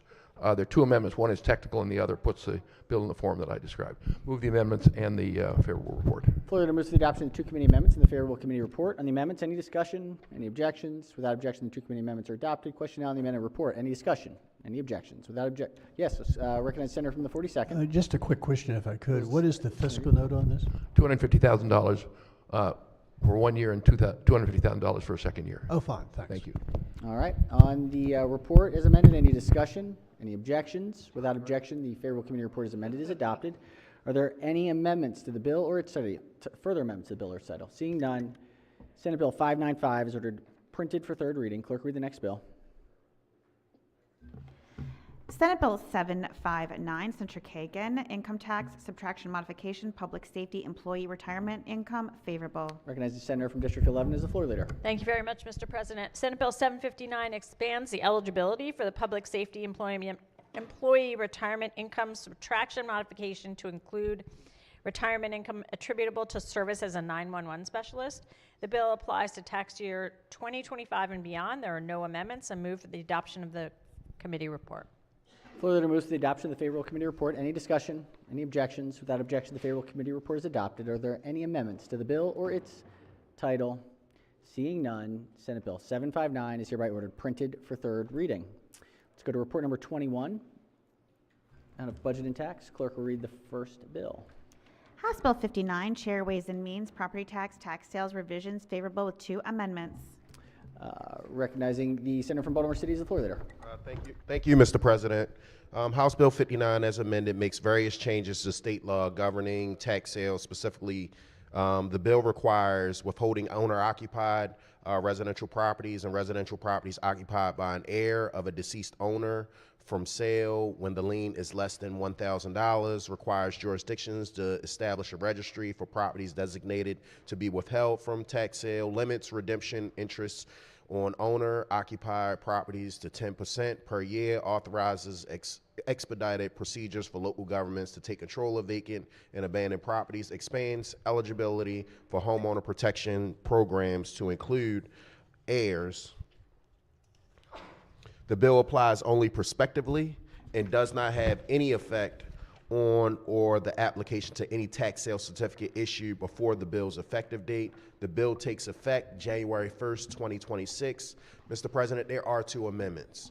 Amendment number 1 makes technical changes to the title, and amendment number 2 adds provisions prohibiting the sale of certain residential properties occupied by an heir of a deceased owner, requiring each county to establish a registry for interested parties to identify residential properties as protected from tax sale, striking changes to the time period after which proceedings to take a possession of a property may be filed after foreclosure, keeping the 30-day time period in current law, and requiring posting of notice of foreclosures within 5 days of mailing notice of foreclosure to a tenant instead of the 10 days. Move adoption of the committee report, Mr. President. All right, floor leader moves to the adoption of the 2 committee amendments and the favorable committee report. Any discussion? Any objection? Without objection, the 2 committee amendments are adopted. Question now on the amended report. Any discussion? Any objections? Without objection, the amended report is adopted. Are there any amendments to the bill or its title? Seeing none, House Bill 59 is hereby ordered passed for 3rd reading. Clerk, read the next bill. House Bill 133, Chair, Ways and Means, State Department of Assessments and Taxation, notification of constant yield tax rate, alteration favorable. Recognizing the majority leader is the floor leader. Thank you, Mr. President. House Bill 133 is identical to Senate Bill 183, which passed the Senate. This departmental bill alters the requirement that the State Department of Assessments and Taxation calculate the constant yield rate for each taxable year and notify each jurisdiction of its constant yield tax rate. Under the bill, the department only has to calculate the constant yield tax rate for a jurisdiction if requested to do so by a taxing authority by February 1st. There are no committee amendments, and I move adoption of the favorable committee report. Floor leader moves to the adoption of the favorable committee report. Any discussion? Any objections? Without objection, the favorable committee report is adopted. Are there any amendments to the bill or its title? Seeing none, House Bill 133 is hereby ordered passed for 3rd reading. Clerk, read the next bill. House Bill 390, Delegate Corman, Affordable Housing Payment in lieu of Taxes Expansion Act, favorable. Recognizing Senator from District 11 is the floor leader. Thank you very much, Mr. President. House Bill 390 is the exact match to Senate Bill 327 as it passed the Senate. This bill authorizes county governments to exempt real property for used in rental housing from the county property tax if the property owner maintains at least 25% of the rental housing units as affordable dwelling units and enters into a pilot payment in lieu of taxes agreement with the county government. There are no amendments. Move for the adoption of the favorable committee report. Floor leader moves to the adoption of the favorable committee report. Any discussion? Any objections? Without objection, the favorable committee report is adopted. Are there any amendments to the bill or its title? Seeing none, House Bill 390 is hereby ordered passed for 3rd reading. Clerk, read the next bill. House Bill 490, St. Mary's County Delegation, St. Mary's County Competitive Bidding Threshold. Recognize Senator from the 29th is the floor leader. Thank you, Mr. President. House Bill 490 is a local bill. It exempts St. Mary's County contracts for services and contracts for supplies valued up to $50,000 from existing requirements to establish a competitive bidding process for awarding contracts. No amendments. Move the adoption of the committee report. Floor leader moves to the adoption of the favorable committee report. Any discussion? Any objection? Without objection, the favorable committee report is adopted. Are there any amendments to the bill or its title? Seeing none, House Bill 490 is hereby ordered passed for 3rd reading. Clerk will read the next bill. House Bill 691, Delegate Patterson, Tax Relief and State Personnel Equality for Service Members Act, favorable. Recognize Senator from District 11 is the floor leader. Thank you, Mr. President. House Bill 691 is a matching cross-file to Senate Bill 278 as passed unanimously by the Senate. And it just changes the uniform definitions related to the military and general provisions, local government, state government, and a couple of other sections of the code. And these changes make provisions more broadly applicable to additional service members from the Public Health Service and from NOAA. There are no amendments. I move adoption of the favorable committee report. Floor leader moves to the adoption of the favorable committee report. Any discussion? Any objections? Without objection, the favorable committee report is adopted. Are there any amendments to the bill or its title? Seeing none, House Bill 691 is hereby ordered passed for 3rd reading. Clerk, read the next bill. House Bill 790, Delegate Atterbury, Property Tax Payment Plans, Notice to Taxpayers, favorable. Recognize the majority leader as the floor leader. Thank you, Mr. President. House Bill 790 requires county governments through the county tax collector to include with each property tax bill a separate insert containing a specified statement and other information related to installment payment plans. This information must be included on both the state tax sale, ombudsman website, and county government websites, and the bill takes effect May 1st, 2027. There are no amendments, and I move adoption of the committee report. Floor leader moves for the adoption of the favorable committee report. Any discussion? Any objections? Without objection, the favorable committee report is adopted. Are there any amendments to the bill or its title? Seeing none, House Bill 790 is hereby ordered passed for third reading. Clerk, read the next bill. House Bill 791, Delegate Otto, Somerset County Property Tax Emergency Services Tax, favorable. Recognize the senator from District 7 as the floor leader. Thank you. This bill was direct cross-file of Senate Bill 719 that passed this Senate earlier this session. It's a Somerset County bill that allows for property tax imposed by the county for emergency services. There were no amendments, and with that, I move favorable on the committee report. All right, floor leader moves to the adoption of the favorable committee report. Any discussion? Any objections? Without objection, the favorable committee report is adopted. Are there any amendments to the bill or its title? Seeing none, House Bill 791 is hereby ordered passed for third reading. Clerk, read the next bill. House Bill 819, Delegate Gazone, Procurement, Employee Stock Ownership, Plan Preference Pilot, favorable with 2 amendments. Recognize the senator from the Baltimore City as the floor leader. Thank you, Mr. President. House Bill 819, as amended, authorizes the Maryland Stadium Authority, Morgan State University, St. Mary's College of Maryland, and Baltimore City Community College to establish and utilize an evaluation factor of up to 10% for competitive sealed proposals for offers that use an employee stock ownership plan. There are 2 amendments, Mr. President. 1 makes technical changes to the title, and 2 strikes provisions authorizing the establishment of a price preference and substitutes the authorization for an evaluation factor in the technical evaluation of a competitive seal process. Move adoption of the committee report, Mr. President. Floor leader moves to the adoption of the 2 committee amendments and the favorable committee report. On the amendments, any discussion? Any objections? Without objection, the 2 committee amendments are adopted. Question now is on the amended report. Any discussion? Any objections? Without objection, the amended report is adopted. Are there any further amendments to the bill or its title? Seeing none, House Bill 819 is hereby ordered passed for third reading. Clerk, read the next bill. House Bill 1010, Delegate A. Jones, African American Heritage Preservation Program and Grant Fund, non-capital grants and donations, favorable with 2 amendments. Recognizing the senator from Baltimore City as the floor leader.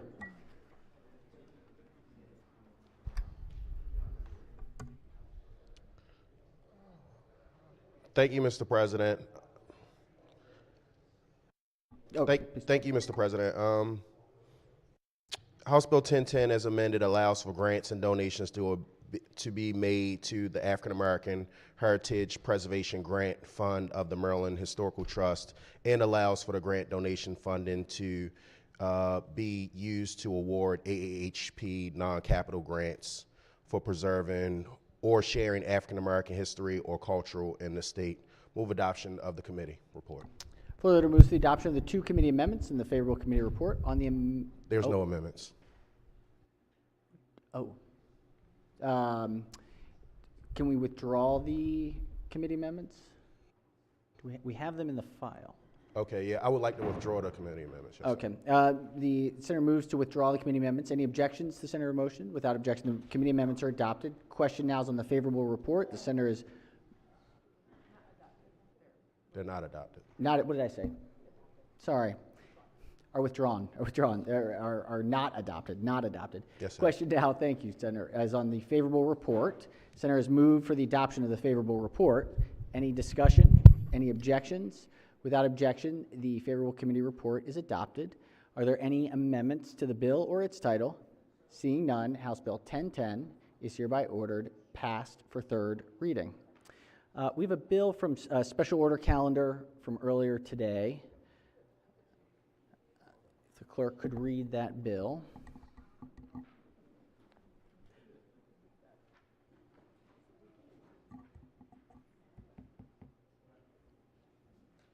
Oh, this is on third reading, huh? Okay, that's fine. That's fine. I'll just ring the bells.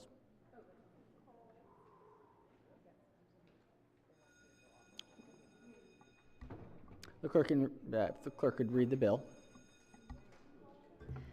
House Bill 258, Delegate Wells, Economic Development, West North Avenue Development Authority, alterations. Bill is on third reading for final passage.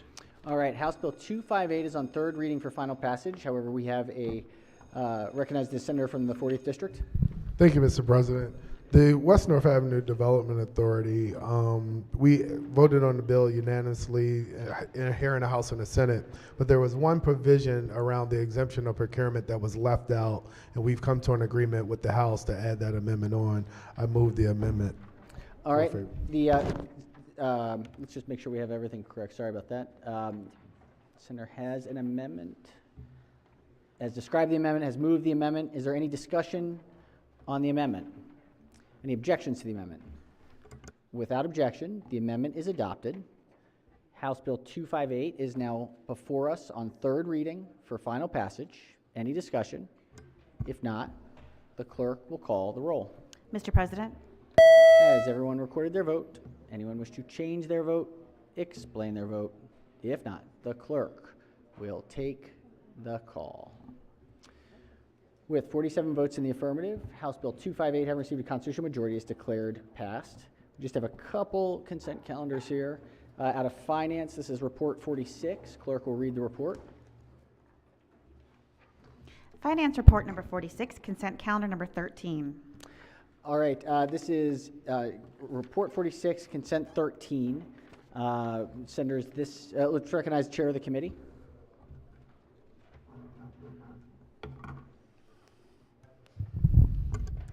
Thank you, Mr. President. This consent calendar is, it should tell me. Local liquor, looks like. Well, they're not all liquor, but they're all local bills that came with letters from the delegations. Consent. All right. And there are no amendments, and they're same as any cross-filed bills. Okay. So Chair moves to the adoption of the favorable committee report for the House bills on consent calendar 13. Senators, please take a look. Are there any bills that senators wish to separate out? If not, are there any objections to the adoption of the favorable reports? Without objection, the favorable committee reports are adopted for House bills on consent 13, and the bills are ordered passed for third reading. Let's go to Report 47. Clerk will read the report. Finance Report number 47, consent calendar number 14. Recognize the chair of the committee.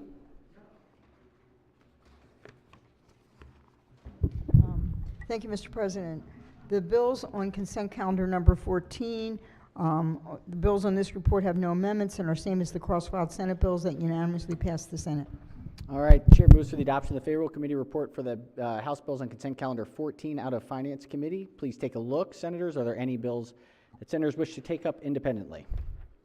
If not, any objections? Without objection, the favorable committee reports are adopted for House bills on consent number 14, and the bills are ordered passed for third reading.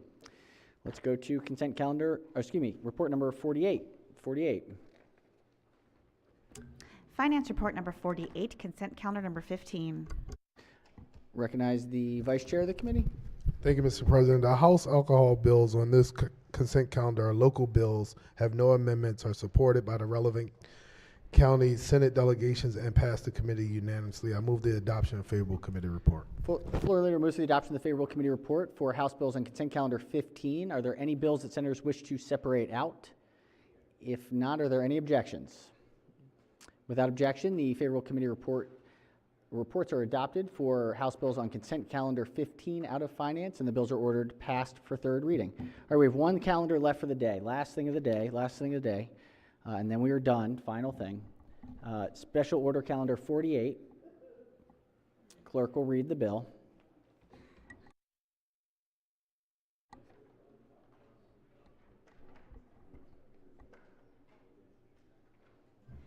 House Bill 853, Delegate Pasteur, Post-Conviction Review Procedure to Reduce Duration of Sentence, Maryland Second Look Act. Question is on the adoption of the favorable report. All right, let's see. Question is on the adoption of the favorable committee report. Any discussion of the favorable report? If not, any objections on the favorable report?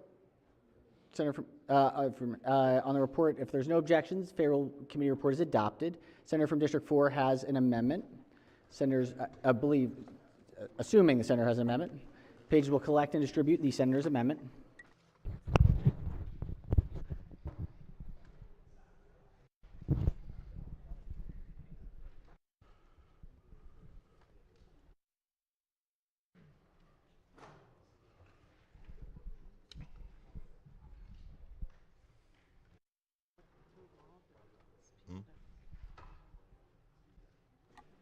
Recognize the senator to explain the amendment. Thank you, Mr. President. Colleagues, House Bill 853, when we're looking at the Maryland Second Look Act, we're looking at the most violent of offenders that we have in our communities, that prey upon our communities, and ultimately end up in the most significant sentences for good cause. Many of these victims are these victims of these crimes. If you're sentenced to these crimes where you have a life sentence, you have murdered someone, raped someone, you have committed egregious crimes in our community that leaves our communities in fear and leaves victims beyond those that are left, those grieving, not just the victims that those families end up burying, but the victims of their families. And to re-victimize them along this way it's just simply not okay. Through the process of post-conviction, there's an additional 17 opportunities for those incarcerated to get a look back for reconsideration. So with this amendment today, I would like this body to understand and appreciate the idea that those children that are under 13, if someone is incarcerated for homicide, convicted of murdering someone under the age of 13, that they should not get an additional look back at 20 years, and certainly not at 22, 24, 26, 28, 30, and so on, as this bill provides. These families have lost a loved one under the age of 13 by this amendment, and let the judicial system work and let these people stay in jail where they belong so that there are no other additional victims in our communities. It's bad enough that the surviving family members have to deal with the loss of such a young loved one at the hands of a criminal. And with that, Mr. President, I would ask to move the amendment, and I would like a roll call, please. All right, Senator moves the amendment. Let's hear from the floor leader. Thank you very much, Mr. President. And I also want to thank the maker of the amendment, and the things that he spoke about are certainly things that are horrible. However, what I want us all to focus on is the language of the legislation. So I'm going to read straight from the legislation for you all so that you understand when we're talking about a second look, we're talking about a second look. We are not talking about a get out of jail free card. And let me also remind this body that this legislation, or legislation very similar to this, was passed out of this body, legislation that I would say was probably more strict than what this legislation is. So what does the legislation say? What is it that happens when an individual who may have committed the crime that my friend has talked about, what happens before the court?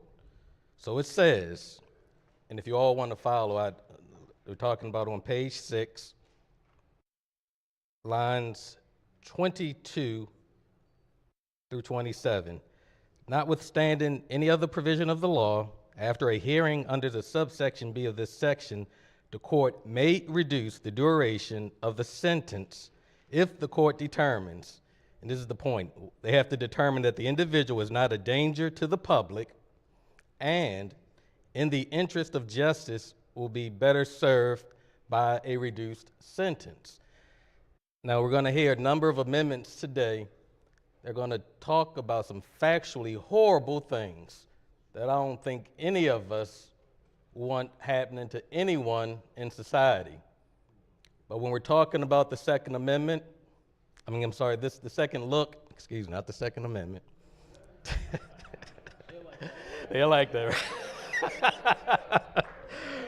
When we're talking about the Second Amendment and we're talking about some of these horrible crimes, I know my good friend on the other side likes to talk about the Bible. I mean, David committed some horrible things in the Bible. But we all have grace. And this bill is about grace. So when you're talking about these horrible things that have happened, what is a judge to do? We have 11 factors that are outlined in this bill. So when you're talking about the circumstances that are brought up under this amendment and some future amendments, because I'm just going to just point back to what I just said here, the judge looks at the nature of the offense. That's page 7, lines 1 and 2. All right? Page 7, lines 14 through 16. The judge will look at the extent of the individual's role in the offense. I have nothing else to say about this except that I hope that we reject this amendment. Thank you. Thank you, Senator. All right, on the amendment, any further discussion? Any senators who have not yet spoken? If not, maker of the amendment. Thank you, Mr. President. Colleagues, I believe in the idea of what my good friend from Baltimore County says about grace. But that grace should come extended from those that lost a loved one, not an arbitrary element of adding an additional 18th look back.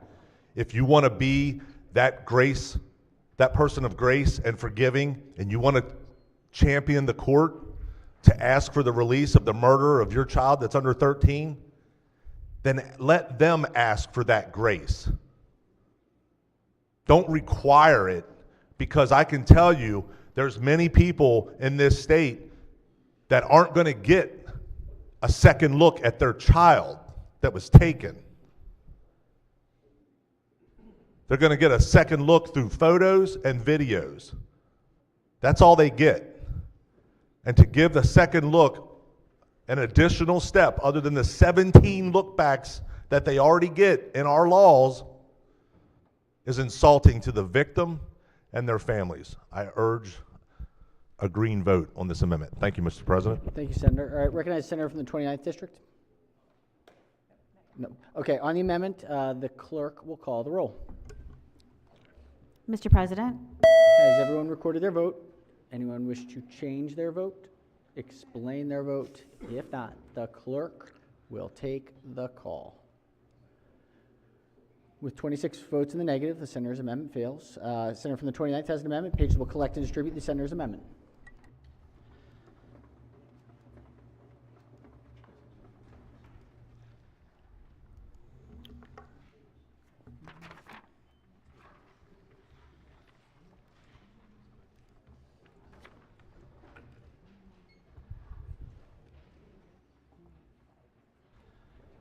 Senator may explain the amendment. Thank you very much, Mr. President. Colleagues, speaking about this and about this second look, when I talk about the murder of first responders is painful. It's painful to me personally because I'm going to talk about some people that I worked with, some people that I was fortunate enough to call my friends. So before I forget, because that can happen sometimes if I get upset, I want to make sure that I call for a roll call on this amendment, right? Let's get that important thing out of the way first. This amendment would add murder of a first responder to the list of crimes that would make a person ineligible to file a motion to reduce their sentence under this bill. I think this amendment is important, and I want to start by sharing a story of someone I knew. He was a trooper. And even though I'm going to talk about some people that I worked with, I'm not going to, for respect for their family, I'm not going to speak about their names. They have children, they have friends, they have people that they worked with that are listening. And this gentleman was a trooper. We talked about the Tall's Crab Feast. I remember working the Sleola booth with him when we first created Sleola down there so we could go ahead and explain to all the legislators when they came exactly what we were doing. But on October the 30th, 2000, he was shot and killed while he was conducting an undercover narcotics investigation, and he was actually in Washington, D.C. He was a deputized federal agent. In order to take part in this regional narcotics task force conducted in Maryland and Washington, D.C., while he was attempting to purchase this narcotics from the subject, he was shot in the head, close range, while he was sitting in his car. After the shooting, the suspect fled. He was transported to a local hospital and about 2 hours later he succumbed to his injuries. The suspect was later arrested in New York, and he was extradited to Washington, D.C., where he entered a guilty plea and was sentenced to life without the possibility of parole. The trooper was the president of the coalition of the Black Maryland State Troopers, and he had been with the Maryland State Police for 16 years. At that time, he was survived by his wife, 2 sons, and a 18-month-old daughter.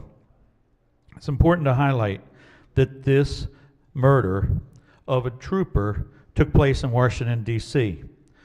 Why is that so important? Because we're sitting here in Maryland, and we're talking about something that happened to a Maryland officer in Washington, D.C. And when we talk about the age in this amendment, first thing I want to talk about this murderer is he was age 23. And because it was a federal investigation, he was prosecuted under federal law, which means that because he did this to a police officer, he could not, his conviction could not be paroled. That's the federal law when it talks about this.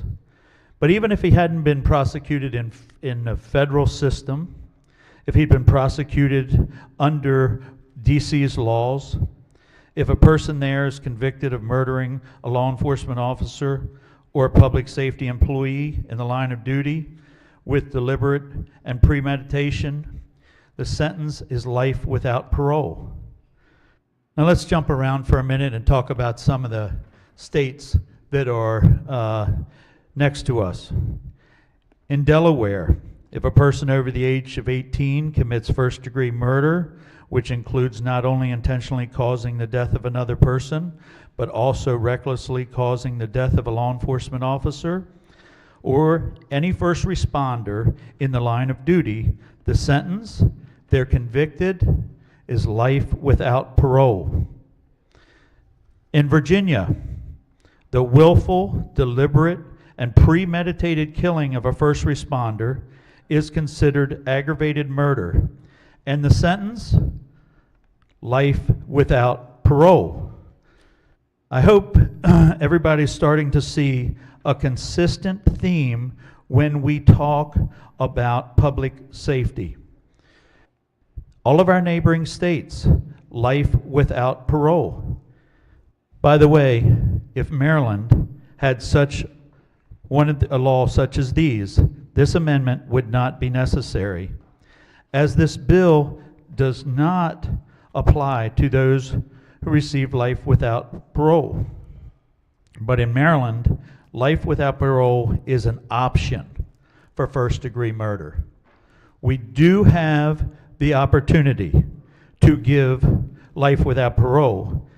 It's only an option. It is not required. I hope that our legal system uses its authority to ensure that these murderers are prosecuted to the full extent of the law. That's what happened 2 years ago in Wicomico County when a judge sentenced, remember, a 20-year-old murderer of a deputy to life without parole. But hope, as we all know, is not the same as a law. And I'm concerned without this amendment, somewhere down the line, someone who murders a first responder in Maryland will receive a sentence that includes the possibility of parole. And this bill will be used to let that murderer out of prison. And when those individuals who are convicted of murdering first responders are released from prison, it hurts the family of the fallen, first and foremost, but also the communities where they lived, where they served. It also discourages those young family members and the friends of those people who worked with them from serving us today, and those who are considering serving us in the future. I have an additional story from just last year about the early release of a man who, in 2002, at the age of 23, murdered a sergeant, an Army veteran from the Vietnam War. We just recognized one this week on the floor, how proud we are. But this 23-year-old murdered a sergeant. He also murdered a deputy right here in Maryland. He was released, 7.5 years remaining on the 30-year sentence. You look at the story, the quotes, they're from members of the officers' families, both officers' families. Also, the police administrator, about the pain that was caused by the murderer's early release. Being a police officer is tough. I know from my experience, but I think everyone here knows it as well, whether or not they have served. I know that the same is true for our firefighters, our emergency medical technicians, our rescue squad members, our correctional officers, all of those who serve. These are hard jobs, but they are necessary to protect public safety. Sadly, the very nature of their work can make them targets as well, and those who attack, those who would murder our first responders should be held accountable to the fullest extent of the law. Having been a member of the Honor Guard, I've been to way too many of these funerals for fallen officers. I hope I never again.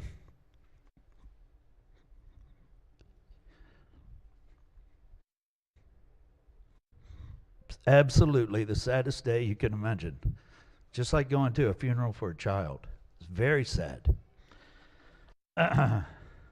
This amendment is meant to respect the job of our public safety officers, their families, to protect the victims, to protect the surviving family members so that they never have to relive this tragedy that they had to go through before. I ask for the adoption of this amendment to protect those who protect us. I ask for a recorded vote. Thank you, Mr. President. All right, thank you, Senator. The senator moves the amendment. Hear from the floor leader. Thank you very much. First of all, just to set the table, who are first responders? They're your firefighters, your emergency medical technician, a rescue squad member, a law enforcement officer, a correctional officer, or a sworn member of the state fire marshal's office. My friend talked a bit about correctional officers and law enforcement, and he and I had a conversation right prior to this floor session, because he knows, and from serving together on JPR, that I too have family members that are first responders or have been first responders. I have family members who are correctional officers. I have an uncle I have the greatest respect for, and he was a homicide detective in Baltimore City. And he is aware, or I believe he is aware, that in the 1980s, that same uncle lost a friend who was working undercover doing a drug transaction.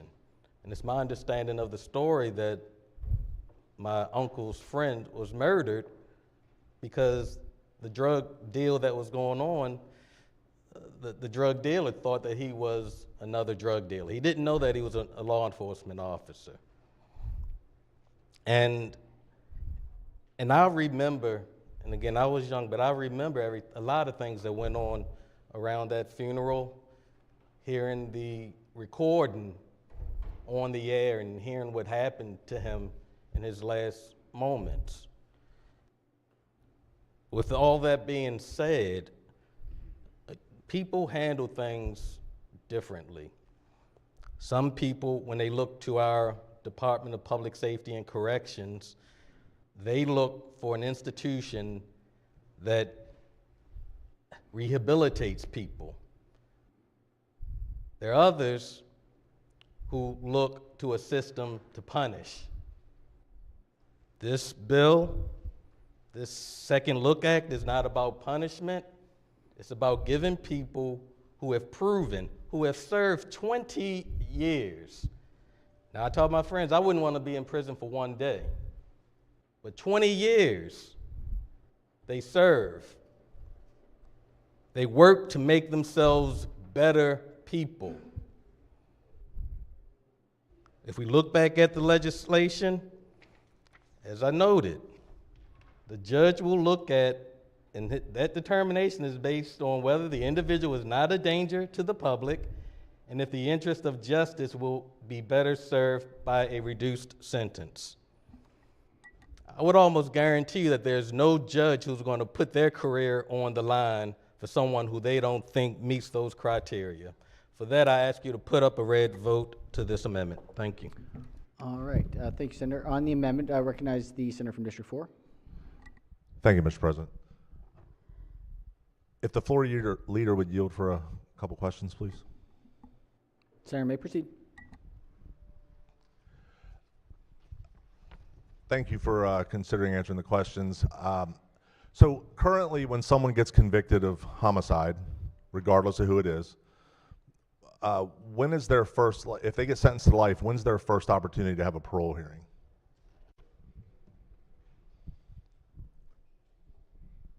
Let me get you that answer.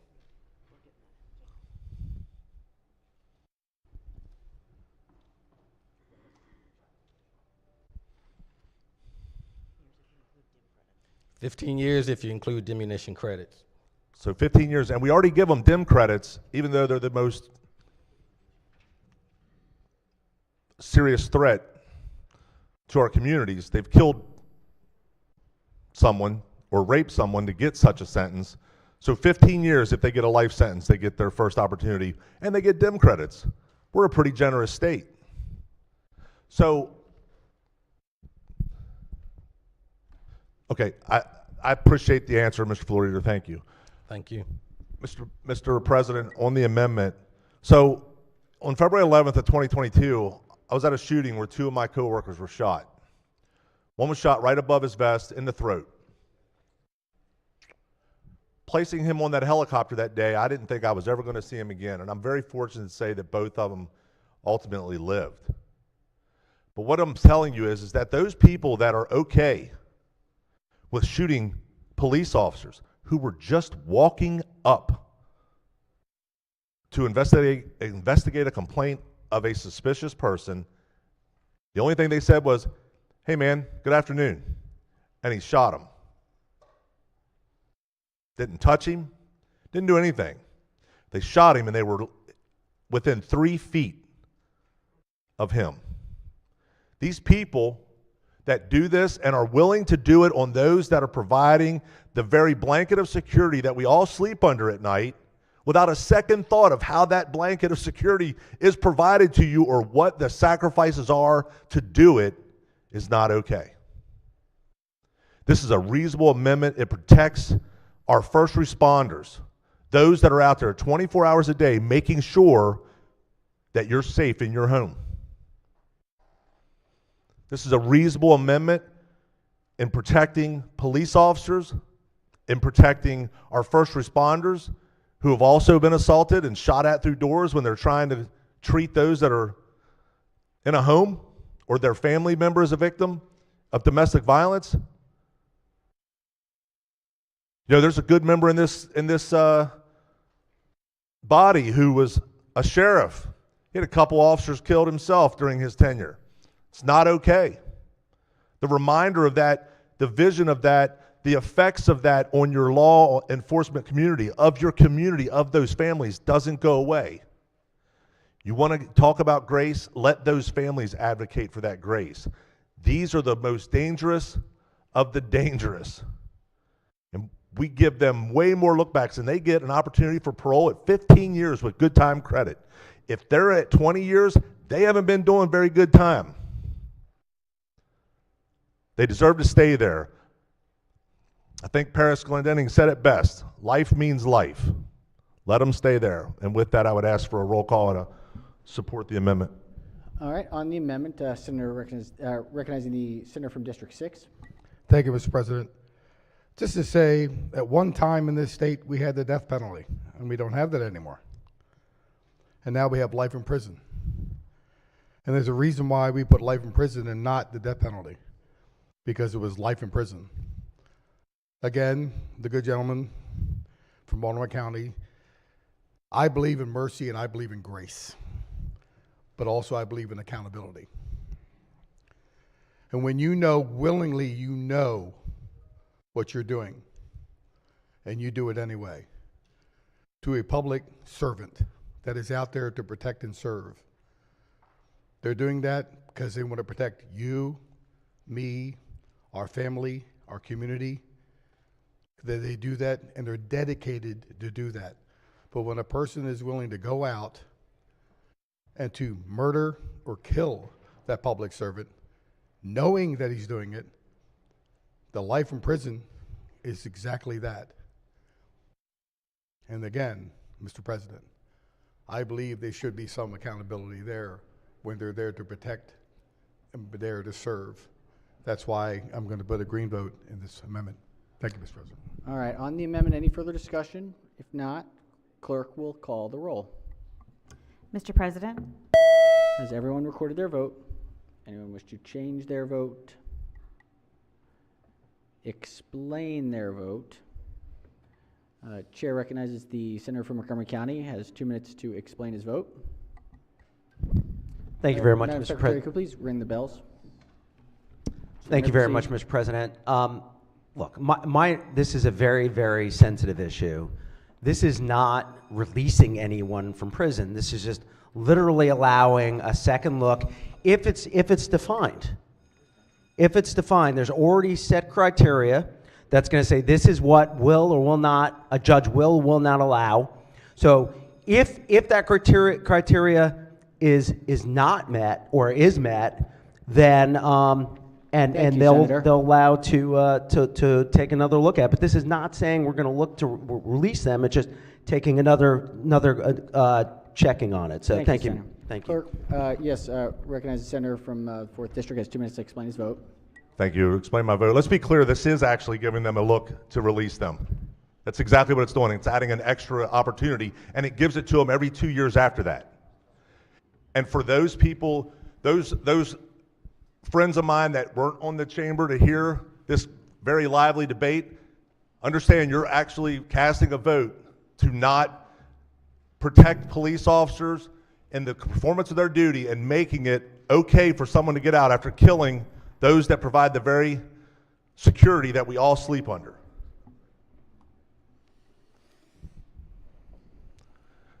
Thank you, Mr. President.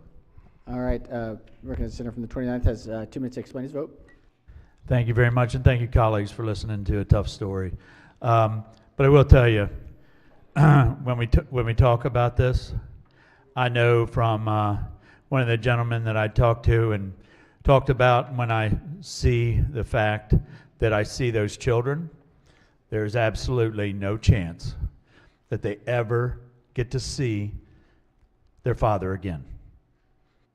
There's no chance for them ever to get a second opportunity to see their dad, right?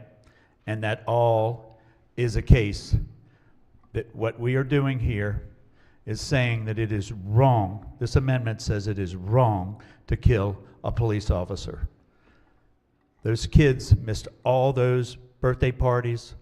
They missed all those special events when their dad was working anyway, right? Then somebody shot him in the face, and now they get to have, that person gets to go out and have his family and see them, but they don't. Thank you, Mr. President. All right, clerk will take the call. All right, with 24 votes in the affirmative, the amendment is adopted. Clerk will read, are there further amendments to the bill or its title? Thank you, Mr. President. I have an amendment. Senator has amendment. Pages will collect and distribute the senator's amendment.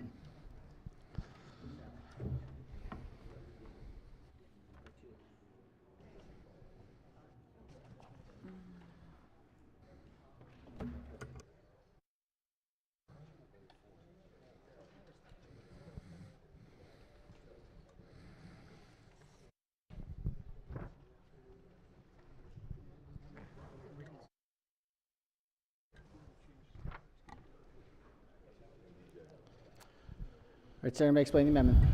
Thank you, Mr. President. So we've had a lot of conversation already now as far as who potentially would be eligible for a second look and who would not.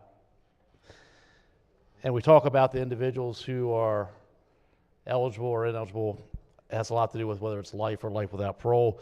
The reality is here, individuals commit some of the most heinous crimes, and they're eligible for life without parole, but they plead down. Plea bargaining is a central component of our judicial system. We understand that, but that does not necessitate the fact that their action could have been for life without parole. So what this amendment does speaks to another segment of our public safety officers per se. In regards to probation officers, we're going to talk about Davis Martinez today. I think many in this chamber know Davis Martinez, the name. He was a probation officer. He was killed doing his job, serving our state. I, like my friend across the hall when he presented this amendment, will not speak of the individual who committed this act, but will just say the individual who killed him. Already completed heinous acts. That individual was convicted in the 90s of breaking into another man's home, bounding him, gagging him, sexually assaulting him. And he was tried and adjudicated and sentenced to about 29 years, I believe. Surprisingly, he did not serve that whole amount and was released to the care and the custody of the state of Maryland and under the purview of Davis Martinez.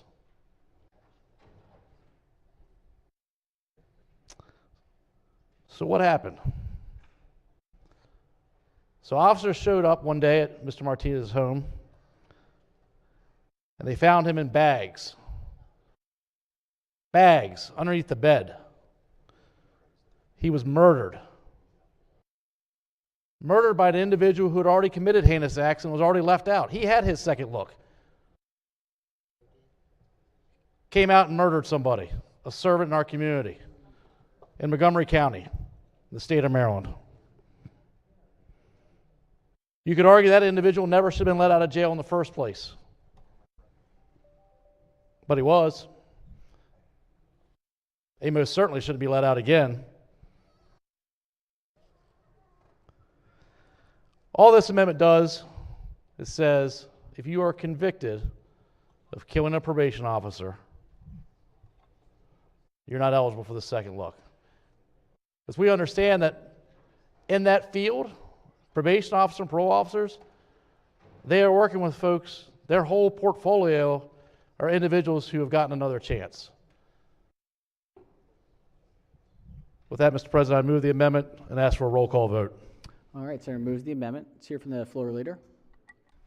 Thank you very much. Again, to the maker of this amendment, I'm going to ask this body to resist.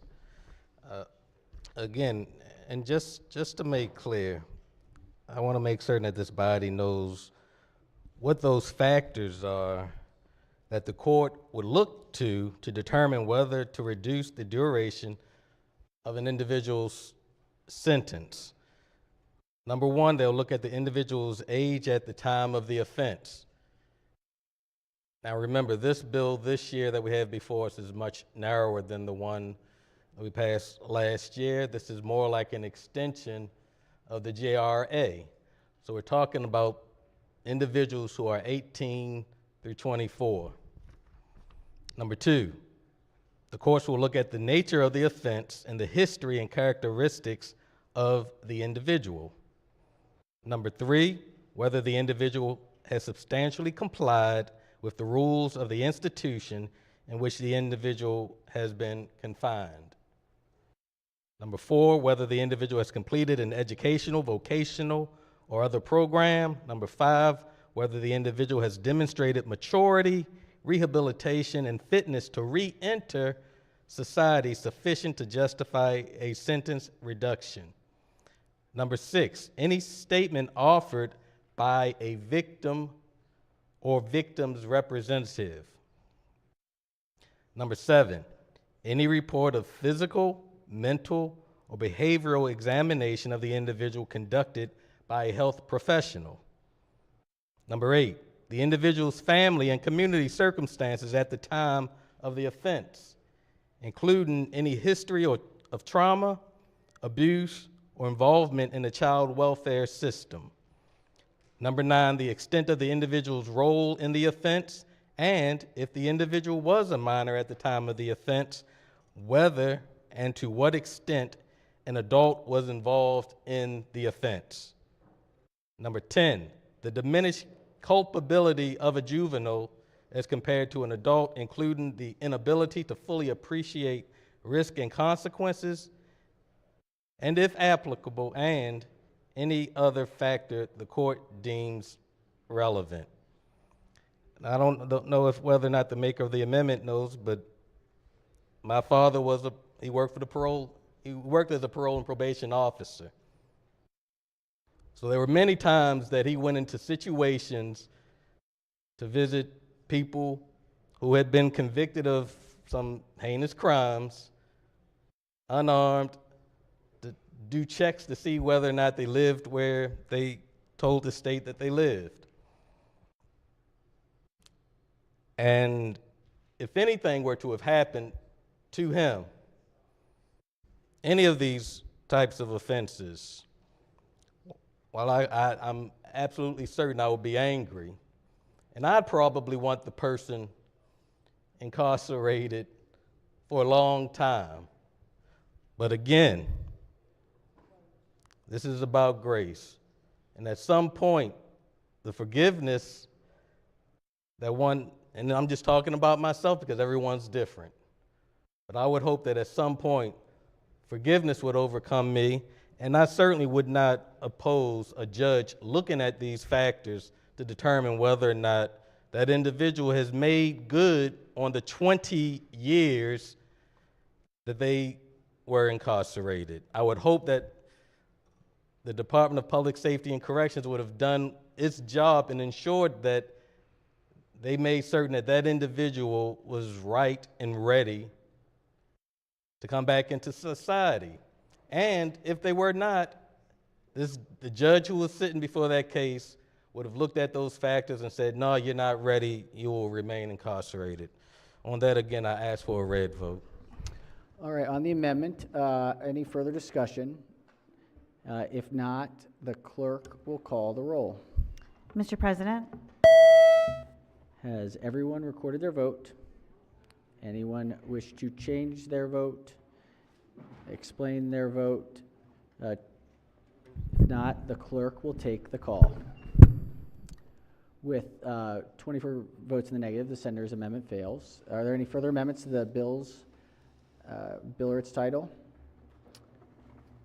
Seeing none, House Bill 853 is hereby. I'm sorry. Oh, yes, I'm sorry. Yes, recognize the senator from Prince George. Do we have any more time here or anything like that? It's on second reading. It certainly can be amended on third. Oh, okay. So, all right. If there's no further amendments, House Bill 853 is hereby ordered passed to third reading. All right. Desk is clear. Desk is clear. We've got you're through the day. Let's see. Tomorrow, just schedule-wise, I'm sure committees have some work today. Tomorrow we are going to definitely 2 sessions tomorrow. Definitely 2 sessions on Friday.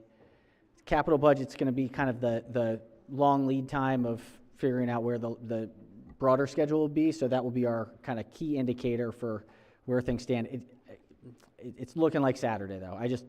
Especially if now we have some more bills that have to go back and forth that were unanticipated to go back and forth. So we'll have to deal with it as it is. Capital budget's going to be crucial, and we may have to make some adjustments to it. So, all right. Let's go ahead and check with the Finance Committee. Thank you, Mr. President. Finance will meet at 3 o'clock for a long voting session. All right. Doesn't have to be too long. All right. Education, Energy, and the Environment. Thank you, Mr. President. Triple E will meet for bill hearings at 3 p.m. followed by a voting session. 3 o'clock and then voting. Thank you. Budget and Tax. Thank you, Mr. President. We will meet in 10 minutes. 10 minutes. We're going to vote out the capital budget this afternoon. Need full committee in 10 minutes, and then probably voting later sometime. All right. Judicial Proceedings. Thank you very much, Mr. President. We'll meet at 3 p.m. for bill hearings, followed by a voting session. That's real 3 p.m., not JPR 3 p.m. All right. Fair enough. Fair enough. Real 3 p.m. Agreed. Not Senate 3 p.m., not JPR 3 p.m. That's a real 3 p.m. Okay.